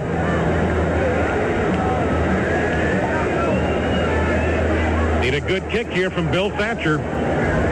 They've got John Allen deep at about the 10-yard line. Thatcher gets it away, kicking to the far side. It will bounce and roll at the 3 to the 2. That's where it's going to be down perfectly. Couldn't get a better kick if you tried to drop it there, Hugh. And it got 44 yards out of it, too. Outstanding kick. He not only kicked across the field into the wind, got a good Georgia Southern bounce. There was excellent coverage on it. And, boy, they have got him backed up. That's the best kick of the day. And he brought it off into the wind and at a very crucial time. This could make a lot of difference now. With a good defensive stand, you anticipate getting the ball back in good position. All right, we have 14:03 to go in the game. 17-3, the Eagles lead. Let's break 60 seconds for network messages on the Georgia Southern Sports Network. Go in almost any supermarket and you'll be able to find chips, snacks, and magazines. Trouble is, you got to pay full price for them. But not at Winn-Dixie, because we have everyday discounts. All chips are 10% off all the time. Get 10% off all magazines and paperbacks. Check out our discount on sunglasses. Every pair is 50% off every day. Plus, get 40% off greeting cards every day. At Winn-Dixie, America's supermarket, proud sponsor of the Georgia Southern Eagles. Going back to the good old days, simple ways, good times, you and I, the smell of coffee and apple pie, and Dixie Crystal sugar looks sweet on you, Florida cane, natural and pure, like a ray of sunshine shining through, Dixie Crystals look sweet on you.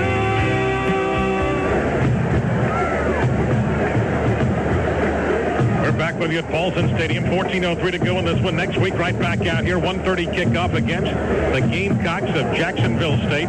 Big day of 1AA football following our game today. A lot of the Southeast will get a chance to see the Citadel and Marshall from Charleston, South Carolina. Ought to be a great football game down there. All right, it's first down for the Dukes, backed up at their 3-yard line. He puts McLeod in motion to the far side of the field, and they run the tail. They go outside of the 9-yard line and almost pop it at the 10-yard line. So a good first down play for James Madison. Out of a hole, they just got 7 big yards.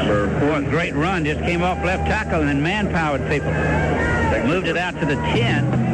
It'll be second down and 3 to go. A 7-yard gain, as you said. This is the time to bow it up.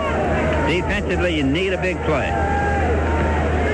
Line up in that I formation. Shift the tight end a little bit off to the left side of the field. McLeod is also out that way. Second down and short. Quick pass. Wanting to throw it. Williams didn't have it there. Now he's chased out. He's going to run. Now he's going to throw it anyway for McLeod, who was open. And he drops the football. The Bull get pass interference on the Eagles. Boy, the quarterback did an outstanding job of staying alive that time. He wanted to throw a quick pass. I think he wanted to get it to the tight end. He couldn't do it. He had to pump it, come out. He almost got hit again. Then he raced out to the left side, and all of a sudden, there's their number 1 receiver. He's out there all by himself, just flying down the sideline, and it required pass interference to keep that from being a completion. So that'll be a first down. That'll be a 15-yard walk-off from the line of scrimmage, which should bring them out to the 25-yard line. Of all the things that you don't want to do defensively is to let somebody get behind you. And when you got a quarterback like that, now he really rifled that ball out there, and he did the right thing. He interfered and therefore prevented a completion or a touchdown. But you give up the first down, Georgia Southern now is at the 25 for the first down for James Madison. Still plenty of time to go. 13-16 left to go in the game. You got to worry about Eric Williams at quarterback. He gets going here. He fakes. He still has the ball. Little short pass, and it is caught. First down up at the 37-yard line. Boy, what a catch. He had to reach down on the ground, running to his left. The receiver had to just take that off the ground. It was a wobble, what they call a waffle pass, face to the tailback, bootleg back to the strong side, laid it out in the flat. 10-yard gain, first down, moves it to the 35, 36, 37-yard line.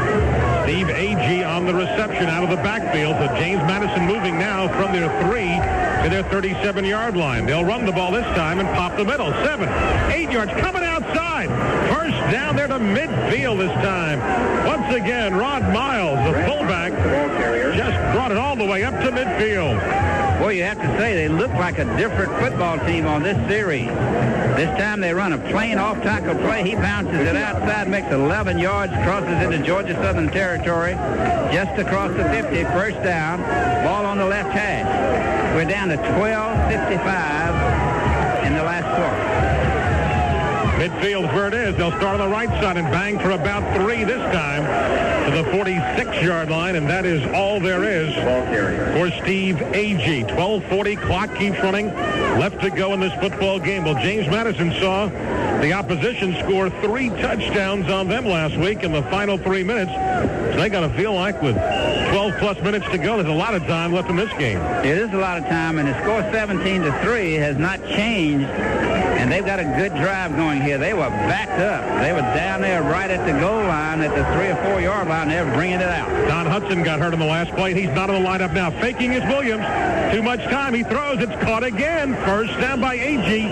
Down to the 35-yard line of Georgia Southern. Well, all of a sudden, Eric Williams, who hadn't completed many passes before this drive, I don't think he completed but just a couple in the whole ball game. Hugh, what's he doing now? He was 3 of 13 for 40 yards before that pass. Now he hit his last 2 for 24 yards. Wow. And that time he bootlegged it back to the right, but they are flooding the zone, and they're thrown to the underneath man. He's open. He makes the catch for a first down to the 35. Alfred Gibson, number 15, replaces Don Hudson. That's the free safety. Fake. Williams still has the ball with all kind of time. Throwing on the run. Caught by McLeod. And then he gets punished by Brennan Roselle. Roselle was in great position, but again, a little bootleg fake. Comes out by himself to the left. No pressure on him. He rifled it in there for an 8-yard plus flat pass. An excellent tackle, but that's 8 yards, big yards. Second down and a short 2. The ball is now to the 27-yard line. Georgia Southern is backed up. Need a big play. Don Hudson is back in the ball game now. They'll run it this time. Gashes for another first down to about the 22-yard line as James Madison continues to move the football. This drive started way back on their 3. A penalty got them out of a big hole, and now they've really moved it. Little counter play to the tailback. He steps to the right, goes back off left tackle behind his fullback. They just drove it up there. Now they're inside of the 25 to the 23-yard line and a first down. They've moved it all the way from their own 3-yard line. First and 10, James Madison. Wide receiver each side of the field. The I formation behind Williams from the Eagles' 22.5-yard line. He fakes. Williams still has the ball. Pumps. Steps up.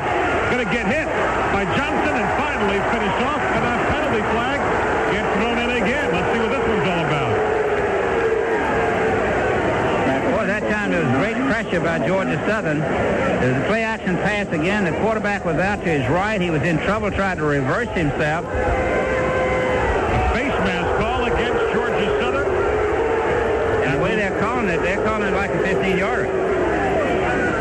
Let's see. I didn't see that. It was a great tackle, it looked like, but if he got him by the face mask, then that could be an awful big play. It goes back to the line of scrimmage for the penalty. Let's see it.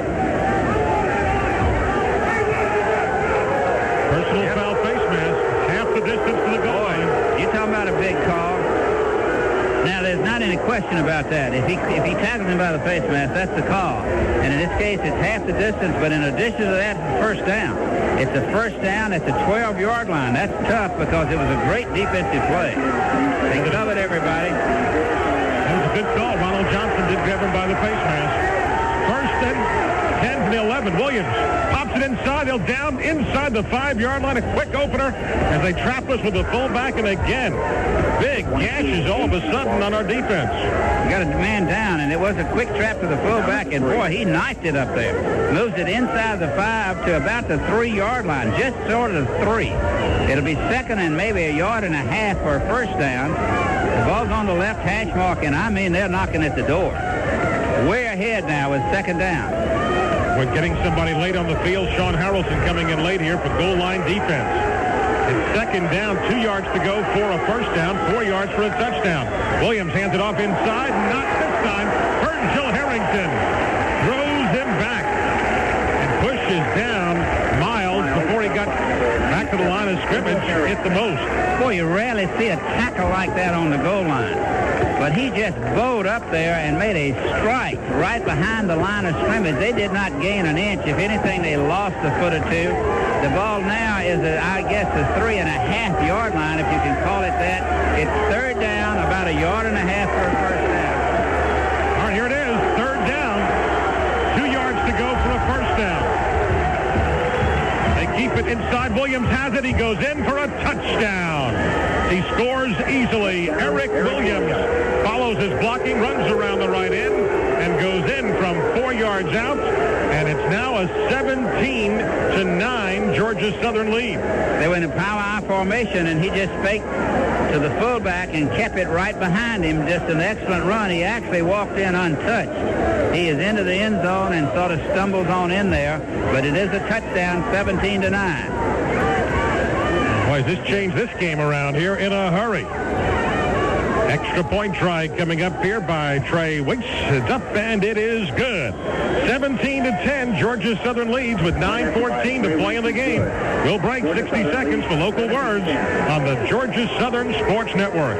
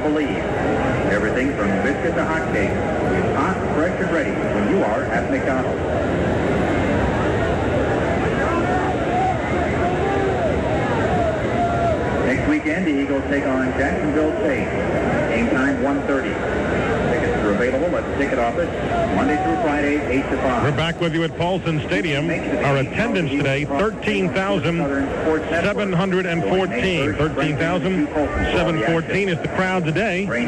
Some of them thought this game might have been over early, but no siree. 9:14 to go.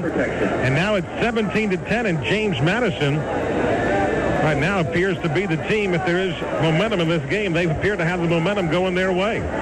He just comes up with a stat that really tells us the tale of what's happened. 10 penalties, 101 yards. The penalties have stopped Georgia Southern in this half. The penalties have maintained drives for James Madison. They are the major part of the football game. You've got to realize that, and it does look like right now that the momentum has absolutely changed. So we wait now for the kickoff. You have to even consider the possibility of an onside kick. Weiss about to kick it off. Here he goes forward, dribbles it down the field. Fielded by James Williams, 35. James coming up to the 40, pushes people, breaks away, still on his feet, all the way down, still going to the James Madison 45-yard line. How's that for a return as the stadium erupts for him? Well, they actually did try to dribble it down the middle, hoping for some kind of mishandled football. Instead of that, it goes to James Williams, who fielded the ball like a shortstop would field it, and then made a tremendous football run out of it across the 50 to the 46. Now, that is super field position and great individual effort and alertness by Williams. And the Eagles take advantage of it. On first down, they say his knee was down at the 47-yard line. He gets the handoff, and he breaks one tackle, two tackles, and he's down to the 40-yard line of James Madison. Great day, but good offensive move that time. Pulled back right up the middle, picked up 6 yards. It'll be second down and 4. The ball's in the middle of the field at the 40. If ever Georgia Southern needed to mount a drive, it's right now. You've got to take the game back over. They had a great break on when they've tried to do that squib kick down the middle or whatever they wanted, whatever they were trying to do, because they just thumped the ball down the middle. Williams made the great return and then the good run. Second and 4. That last drive by James Madison wound up being 97 yards. Bostic runs one way, now goes to his left, cuts it upfield, dives, has the first down inside the 35-yard line of James Madison. It's the lead option. They're not faking to the fullback. The quarterback counters. That tends to hold the linebackers. Remember, I tried to describe to you that they're playing essentially a 5-man line. That means a nose guard, 2 tackles, and 2 ends. One of the ends is off the line a little bit, but it's still a 5 alignment, and they really are operating against that right now. Excellent play. All right, the Eagles trying to mount a drive of their own, leading by only 7 now, 17 to 10. Have it first down and 10, just inside the 35-yard line of James Madison. Bostic still has the ball, cuts it upfield, 5. Bostic with 10. He gets hit from behind, knocked forward to the 20-yard line of James Madison. Give Charles Bostic 15 more yards. Now, that's a little different play. Now, they've run this a couple of times today. Actually, the quarterback is not really making a true read to give the fullback the ball. He is following the fullback, and the fullback becomes the lead blocker. Williams is right in front of him. He never did commit on anybody because Bostic broke back against the grain, but he made a first down, and they're inside the 20 to the 19. First down call, Eagles, left side hash mark. Bostic gives it inside. James Williams plowing straight ahead. Will only get a couple from just inside the 20. He is down near the 17-yard line. Now the clock is continuing to move, of course, as the Eagles keep it on the ground.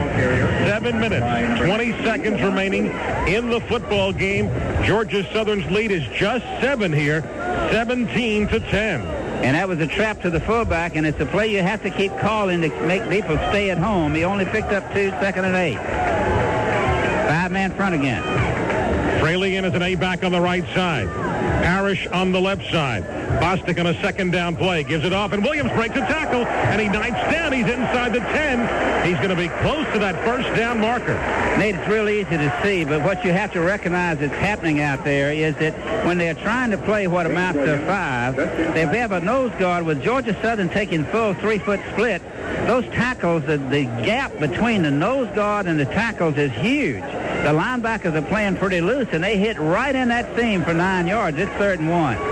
For 5 yards, it's 3rd and 1. Big third down play here. It's 3rd and short. Bostic going to keep it himself, trying to circle it back. Cuts it upfield at the 3, the 2, the 1. Touchdown! Charles Bostic goes in from 10 yards out, and the Eagles extend their lead to 23 to 10 with 6:19 left to go in this game. Looking at the numbers, Charles Bostic may be having his all-time high day running the football for Georgia Southern. Hey, that's a picture book run that time. He flaked to the fullback. The fullback got hit. He kept it. Then he just laced his way. He read the defense. He dodged people and scored standing up. Extra point run is up, and the extra point is good. Eagles lead it 24 to 10 with 6:19 to go in the game. We'll break 60 seconds for local words on the Georgia Southern Sports Network. It's going on now. Sneak Preview 93.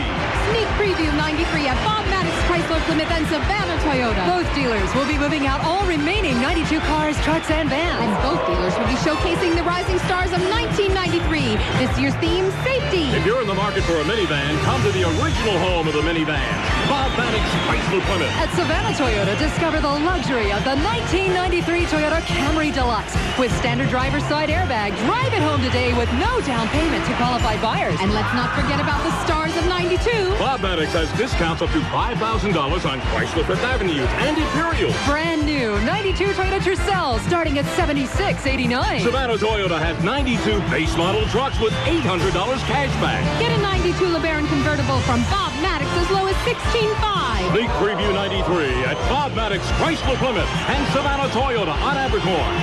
Don't miss it.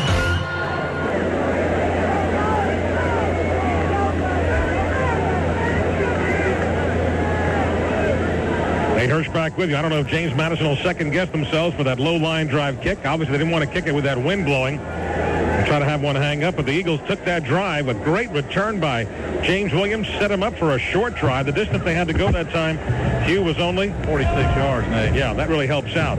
So it's 24-10. The Eagles build the lead to 14, and this is Charles Bostic's biggest rushing game as an Eagle. We have him unofficially now, Hugh, with 27 carries, 138 yards. Also, James Williams, 11 carries, 109 yards. So two people over 100 yards rushing. We're well over 300 yards today, I would think, in the rushing department. Got us to 363. Boy, that's like old-time Georgia Southern, Frank. Yes, it is. Now the kickoff. Is it juiced up? Hanging up there at the 1-yard line of the end zone. 1 yard deep to the 10, 15. Got away from one man and pushed out of bounds at the 22-yard line. On the return that time was Dwight Robinson. And now the Dukes know with 6:13 to go in the game, they've got to move it and move it in a hurry. That's an excellent return. That kick backed him up. I think it surprised him a little bit back into the end zone about a yard or two, but he came out and made a good run and a good move about the 15 to get it across the 20. You know, now I don't think play-action pass is the answer. Now you have to really throw the football some. If they're going to throw it, now's the time that I believe you'll see him bring it up. Dorsey is 7. McLeod is 1. They're both flanked to the left side of the field. He'll put a man in motion to the right side of the field. Straight back drop. Eric Williams to throw it. Short. He gets it to his tight end on a crossing pattern, and he'll get knocked down well shy of the first down. At about the 27-yard line, he'll get about 6 yards on the catch. No huddle offense time now for James Madison as the clock continues to move, and we're under 6 minutes to go in the game. And the defense for the Eagles might give up the short pass here, but nothing deep, they hope. Shotgun. Williams to throw. Pumps. Lobs complete to McLeod. McLeod gets pushed out of bounds. First down at the 38-yard line. Now you try to play a little soft here, and you got to be careful what you give up to McLeod. Great plan now, and with the no huddle, and they use a tight end dragging across the middle a minute ago. It's impossible to cover him on when you're playing zone. Then they ran a stop, which is hard to cover with the zone. Good choice of plays. Make a first down. Move the ball out to the 38-yard line. Ball's on the left hash. So it's first down play. This time Williams behind his center, and they'll run the football to the middle. They bang out of there, and they come up to the 45-yard line very quickly with Miles, their fullback, and he gets them 7 more yards. All of a sudden, their offense has come to life here in this fourth quarter. They're in the shotgun, and of course they ran a draw that time to the back, and that's a good call, but it takes up a lot of time. It's 2nd and 4. The Duke's trying to move. Eric Williams barking out his plays.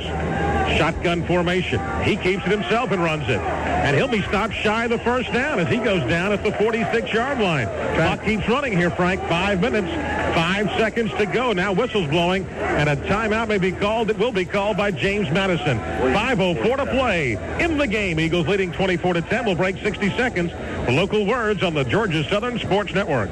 What's going on today at Farmers Furniture? Well, here's Stanley. Are we on the air? Hey, at Farmers Furniture, it's the greatest one-day sale in history. Today only until 8 o'clock. Free balloons for the kids. Qualified buyers charge it at Farmers. You know that. With no down payment, delivery's free at Farmers. You know that. But what you don't know is it's the biggest sale in furniture history. The most drastic reductions on furniture, appliances, and electronics that you could possibly imagine. And it's all going on right here, right now at Farmers Furniture. So come on down, grab the old pickup truck, and save a ton.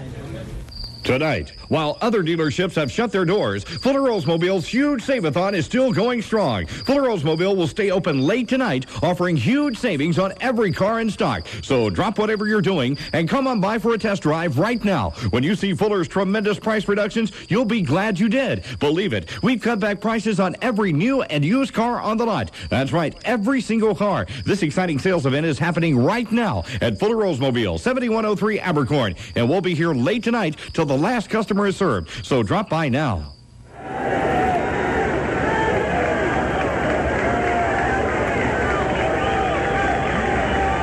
The clock says we have 5 minutes, 4 seconds remaining in this football game. James Madison just used their first timeout.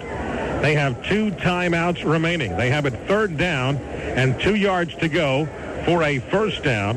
Needless to say, this is the spot of the game. They've got to go for it on 4th down also. So they're ready to go to the line of scrimmage. We're ready to play football. Behind center is Eric Williams. An I formation is behind him. He fakes. He still has the ball. He gets hit and wrapped up. Nick Davis drops him for a big loss.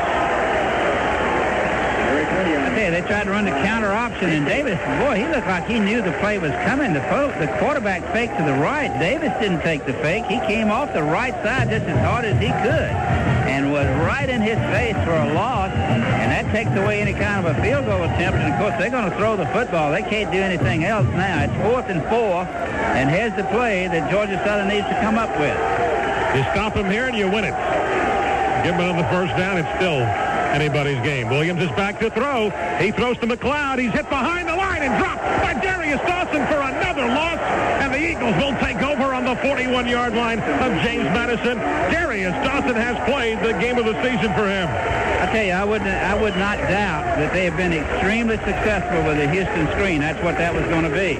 And twice this afternoon they've tried to run it to their lead receiver, and 2 times Georgia Southern has read it perfect and stopped them, and Georgia Southern takes over at the 41. That's an outstanding defensive stand by the defensive unit this afternoon.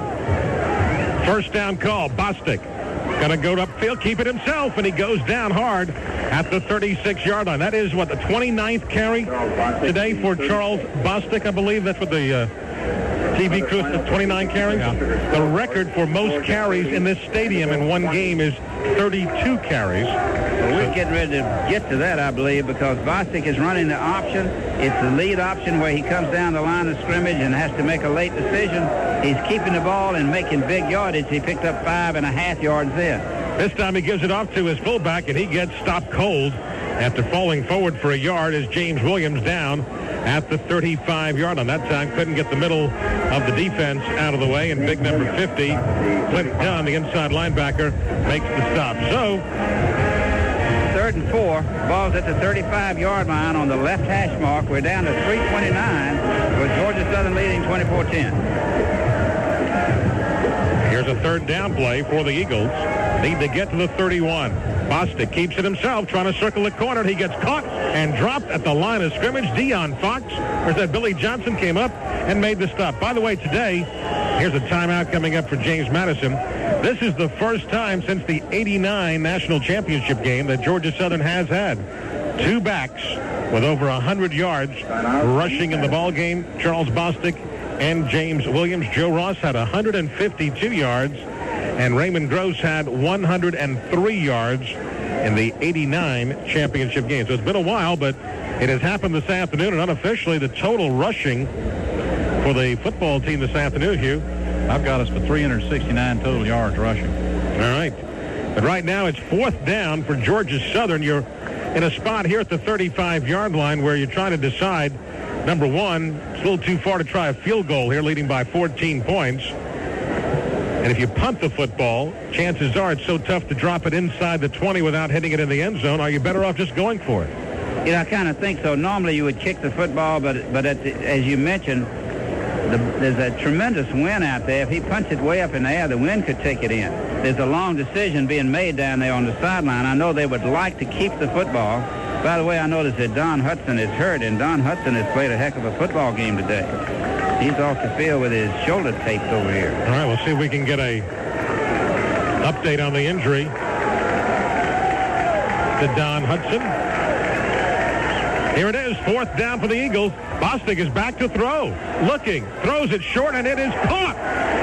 Boy, that is a great catch right there. What they did was put the slot back right down the seam. He hooked up, and Bostic rifled it. It was right down on the ground. He had to get his hands down underneath it. And boy, did he make, is that Willis that made the catch? No, I believe that Shafton Fraley comes up with the reception just at the first down marker inside the 30-yard line of James Madison. The Dukes have already used now 2 of their timeouts. He had to fight for that football, and he just took it away from a defender and off the ground. Bostic back to throw. He's open. Looking deep for Sorrell in the end zone. It is broken up at the last second. He let that ball hang up there a little too long. Oh, man.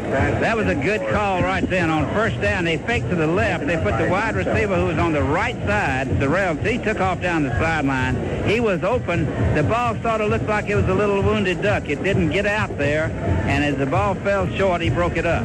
There is a player down on the field. So we have an injured player down on the field for the Dukes of James Madison. The Eagles have had a few people banged up today. Anthony Williams never able to come back in the game with his ankle problems. We see him on the bench. They have taped up the shoulder of Don Hudson. We have not been able to get a update. We'll try to check that out as things wind down here. And Don Hudson has been the heavy hitter out there. You know, he is really playing excellent football right now. I sure hope that's not as bad as it looks, because he is out of pads and taped up. Robert Smart nearby here from Effingham County High School, Clio, Georgia. He's the one leaving the field. You know, you heard Coach Rip Shear say before the game they do recruit now in this area. And that they were recruiting yesterday in Statesboro. Yeah. That tells you something. I tell you, there are a lot of Georgia kids playing a lot of places. We found that out when we went over to play Furman. A lot of Georgia folks over there. Everybody says that Georgia high school football is about as good as anybody's, and it's a real compliment to high school coaches like locally and all over this area for the job they do with high school kids. Now, the incomplete pass does stop the clock. Some people might have said, well, now why didn't they just run the ball, because you might have run the clock down. But anyway, they were gone for the big bomb that would have almost... I think they had it if they just laid it out there. I thought that was a great call. It'd have been a touchdown if we could have just gotten the football out there over his shoulder. Otherwise, everybody yells at you, why don't you throw it on first down? There you go. From the 30-yard line, 2nd down and 10, Georgia Southern. Bostic puts Ficklin in motion, runs the option left side of the field, can't get anywhere. He goes down as he takes a hard lick outside the 30 at about the 31-yard line. Now, you have to give credit. That's perfect defense. The pursuit was perfect. Nobody got cut off. The linebackers were running. The inside tackle did a great job of controlling the line of scrimmage. And so there's a loss on that play of a yard. They couldn't pitch it. He couldn't keep it. Just great defense. Bostic is straight back to throw. Looking deep for Willis. Way downfield, and it is caught, but out of bounds. He was already out of the end zone as the wind may have lofted that one out of play. Got away with a little shove, too. Willis just kind of forearmed the guy away from him. Pretty good throw. Everybody knew what was coming because there were 2 defensive backs right with him, foot for foot. But that was a good throw right into the corner of the end zone, and he caught it, but he was just out of bounds. Penalty flag has been dropped at the 32-yard line, the line of scrimmage, so we'll assume this one's also going against Georgia Southern. And decision time for the Dukes here whether to take the penalty or not. A long time ago, I asked Q about it, and they were 10. Now we got an illegal receiver downfield, and that's loss of down and everything else. So they declined the penalty. Doesn't make any difference. Take the incomplete pass. That's 4th down. So we're right back in a sense where we were a few minutes ago, only this time it's 4th and 11. Got to get to the 20-yard line to keep the drive going with 2:07 to go in the game. The Eagles leading it 24-10. Ficklin way right side along with Sorrell. Willis left side of the field. Bostic runs the quarterback draw, gets hit at the line, and down he goes. Oh, boy, that's a good play by the defense. Certainly was. Again, number 50 coming up that time. Quentin Dunn makes the stop. And so James Madison will get it back once again here with 2:02 left to go in this football game. And I got to believe Eric Williams is going to really air it out now. Norman, in that situation, when the quarterback drops back, the linebackers would be dropping off running like they were scared rabbits to get deep. He read it perfect, came right back and tackled the quarterback, and they'll take over at their own 30. That was a great play defensively by their linebacker. First down call. Williams straight back, running around to his left. Stops over the middle. It is caught by McLeod. He should have a first down up and around the 43-yard line. He does. That will stop the clock with 1:52 to go in the game, and now Williams will get some yardage here as he tries to throw it quickly to McLeod. They'll have to stop the clock again to set the chain here. You better get ready to go on defense in a hurry because the offense will be coming back to the line of scrimmage very quickly. He sprinted on the corner and rifled it on a hook right up the middle for a first down. Williams straight back, pumps in traffic. He's going down at the 41-yard line. Shotgun formation, and as he went to run, I think he really tripped up over his own man who was trying to protect him. But anyway, he goes down for a loss. It'll be 2nd down and 12, and they're going right away. Shotgun formation. Snap back to Williams. He steps up. He wants to go deep. He gets hit by Ronald Johnson, and he goes down. They need a timeout. They'll call it right now. 1:20 to go in the game. Eagles leading 24-10. We'll break 60 seconds for local words on the Georgia Southern Sports Network. There's nothing like the home team advantage. In football, it means extra power, strength, concentration, getting it all you got because you're the home team. The same applies to banking. First Bullock's home team advantage gives you an extra edge in business and in achieving your personal financial goals. I'm Jimmy Hodges, president of First Bullock Bank. Maybe you need to borrow money for business expansion, college tuition, a new home, or car. Maybe you're looking for a bank that doesn't take your savings or checking account for granted. Whatever your banking needs, see what the home team advantage can do for you. First Bullock Bank, the first team, the home team, simply the best bank around. Member FDIC, an equal housing lender.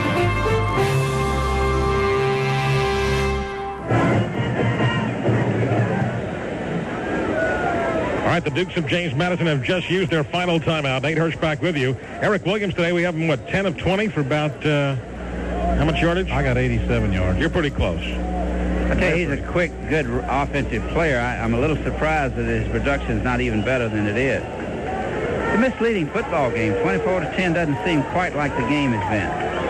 It's 3rd down here and long for the Dukes. Williams back to throw, rolling around, throwing on the run, and it is caught by McLeod. He's pushed out of bounds shy of the first down at the 49-yard line of James Madison with 1:13 left to go in the football game.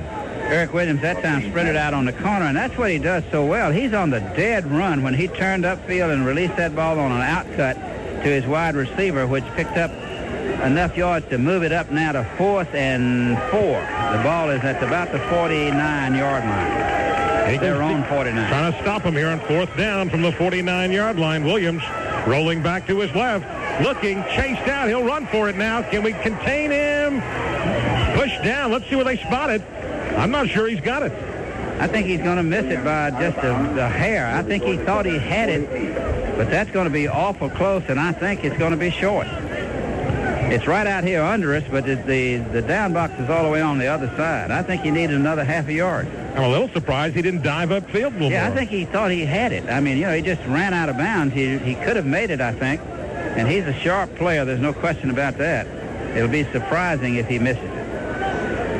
It'll be a misjudgment on his part because he really made a good effort to get there.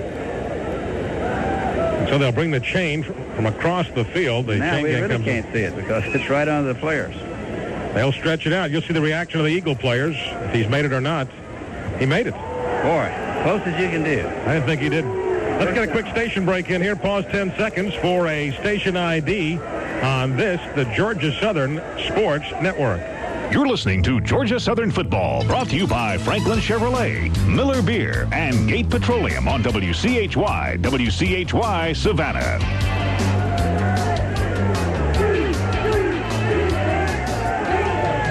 It's 1st down from the 47.5-yard line. Williams, straight back drop, looking, lobbing deep for McLeod. He's there, and did he hang on? Yes, he did. What a great catch. That's as good a catch as we've had in this stadium almost. Boy, big-time receivers make big-time plays, and now they're at the 24-yard line where they can throw for the end zone. I tell you, 2 Georgia Southern defenders had him boxed, and he went up between them. Somehow or another got his right hand on the ball and just pulled it back in with a super catch. He gets it a 1st down inside of the 25.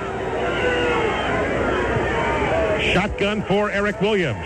Straight back drop. He'll throw it incomplete as he gets punished on the play by Ronald Johnson. That will stop the clock with 50 seconds left to go. What, of course, they want to do now is score quickly and then have an onside kick and try to get the ball back. Absolutely. They got a chance. That time everybody covered very well. He tried to slide it back out of the backfield, but the rush got to him, and that's what kept it from being a completed pass. It'll be 2nd and 10. Good coverage that time.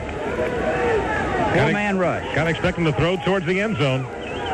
McLeod lined up on the right side of the field. Williams throws a pass, sideline pass complete. Down to the 20, stays in bounds, though. He did not get out of bounds, and that keeps the clock running. Miles to the 18. Well, just a super hit that time by Virgil Harrington. He really knifed him over there. He's picked up about 6 yards. It'll be 2nd down and 4. The ball is now inside of the 20-yard line, and somebody's down. A Georgia Southern player is hurt. We've got somebody shaking up for the Eagles now with 34 seconds to go in the game. Let's break. 60 seconds for local words on the Georgia Southern Sports Network. Tonight, while other dealerships have shut their doors, Fuller Oldsmobile's huge save-a-thon is still going strong. Fuller Oldsmobile will stay open late tonight, offering huge savings on every car in stock. So drop whatever you're doing and come on by for a test drive right now. When you see Fuller's tremendous price reductions, you'll be glad you did. Believe it, we've cut back prices on every new and used car on the lot. That's right, every single car. This exciting sales event is happening right now at Fuller Oldsmobile, 7103 Abercorn, and we'll be here late tonight till the last customer is served. So drop by now. WCHY is your home for continuous hot country favorites. Thunder Roll. WCHY, Y94 FM. And the lightning strike. Y94 FM, WCHY is playing more of today's hot country by today's hottest country stars. WCHY is Savannah's official country music station. Play me a country song. Y94 FM, WCHY. Well, the injured Georgia Southern player is number 97, Virgil Harrington, who is still being tended to on the far side of the field. There's 34 seconds left to go in the football game, and what this has done, of course, it has allowed James Madison to get huddled up here, and they'll put the ball back in play. They're going to have it 3rd down when we do resume play on about the 19-yard line. As soon as the game is over, we'll be checking in with Hugh Colson and Frank Inman for our 10K play of the game. 10K, the official thirst quencher of the Georgia Southern Eagles. Well, we're getting a lot of people hurt here, though, towards the end of this football game. Don Hudson hurt earlier, and Anthony Williams with that ankle sprain that we knew about, and now Virgil Harrington still being tended to on the far side. And, of course, Bostic got bruised up early in the game. I'll tell you, this has been a very unusual football game in that Georgia Southern, in a sense, has dominated the game, but penalties have really cost them. It is a real tribute to the fact that the quarterback and the fullback have had such great days to keep this score where it is. But as you said, if they score, an onside kick gives them a chance. This is a very good sign, though. Harrington is up and coming off under his own steam, so he may just have been knocked out a little bit out there. And I'll tell you, he's played awful well. He's an excellent football player. Perhaps had the wind knocked out of him. All right, here's 3rd down. And about 3.5 for the Dukes of James Madison at the 18 of Georgia Southern. Williams rolling to his right, steps up and zips his throw. It's there to McLeod, and he's got a 1st down inside the 10. It's goal to go at the 8-yard line with 26 seconds to go in the game. You know, I am more and more impressed with this youngster. He sprints out hard, and he's on the dead run when he throws the football. And as we already know, he's got a guy out there catching the ball that is one of the best that's played in this stadium. He is an excellent receiver, averaging 27 yards a catch. 1st down now inside the 10 to the 8-yard line. You would think they've got to throw for the end zone now. They just moved too soon. And we'll see what happened here. If there's procedure, it should be. Helps a little bit. Actually, though, in some ways, well, you can argue this. It gives the quarterback a little bit more room for his receivers to work in the end zone. The crowd with some sarcastic applause. There haven't been many penalties against James Madison today, Hugh. That's their 3rd, 20 yards. That's why there hasn't been many. Procedure penalty against James Madison moves the ball back to the Georgia Southern 13. 1st down. So it'll bring up a 1st and goal at the 13. McLeod, left side of the field. You got to look for him. Williams runs the quarterback draw. Can we keep him in play? He's down at the 5-yard line. He'll hurry back to the line of scrimmage. The clock should keep running here. They're down to 14 seconds. 13 seconds from the 6. Williams throws the ball down with 9 seconds left to go in the football game. But what this has all done now, it has taken really almost too much time off the clock. Even should they score here. It's hard to figure the quarterback draw call unless you think you're going to run it into the end zone. And, of course, running it into the end zone when you're playing essentially zone coverage is kind of hard to do. And Georgia Southern did converge on him, but now with 9 seconds, it's third down. The ball is just short of the 5-yard line. Third down and goal to go. Williams pulling back to his left, looks for McLeod. He's there. The ball got tipped. It falls incomplete. With 3 seconds left to go in the football game, we have time for one last play. It's so scary down there when you have 3 receivers out there. The ball's on the right hash. There's a lot of room all the way out to the left. You got 3 receivers working in those zones. Good pressure on the quarterback caused the poor throw. Here we go. Last play of the game, really. Georgia Southern needs to blow it up. Third down, make it fourth down and goal to go. Williams straight back drop, pumping once, throws it towards the corner of the end zone. McLeod is there, touchdown on the final play of the game. David McLeod. So this time they score on the final play of the game. Let's see if they'll go in and go for the extra point or try for 2. I guess they're going to kick it. Brandon Roselle just really got pulled in on the fake. And all of a sudden, there's a receiver standing directly in the corner, and he laid it right to him. I tell you, you have to really tip your hat to him. That's a great touchdown to get right here at the end of the football game. Looked like they had it stopped. All of a sudden, there's a guy open. He lays it right to him right in the corner. And they will try the extra point rather than going for 2. Either way, it won't make any difference. But the final score, as the extra point is up, and it is good. The final score, Georgia Southern 24, the Dukes of James Madison 17. That's the end of the game. We'll break 2 minutes with local words on the Georgia Southern Sports Network.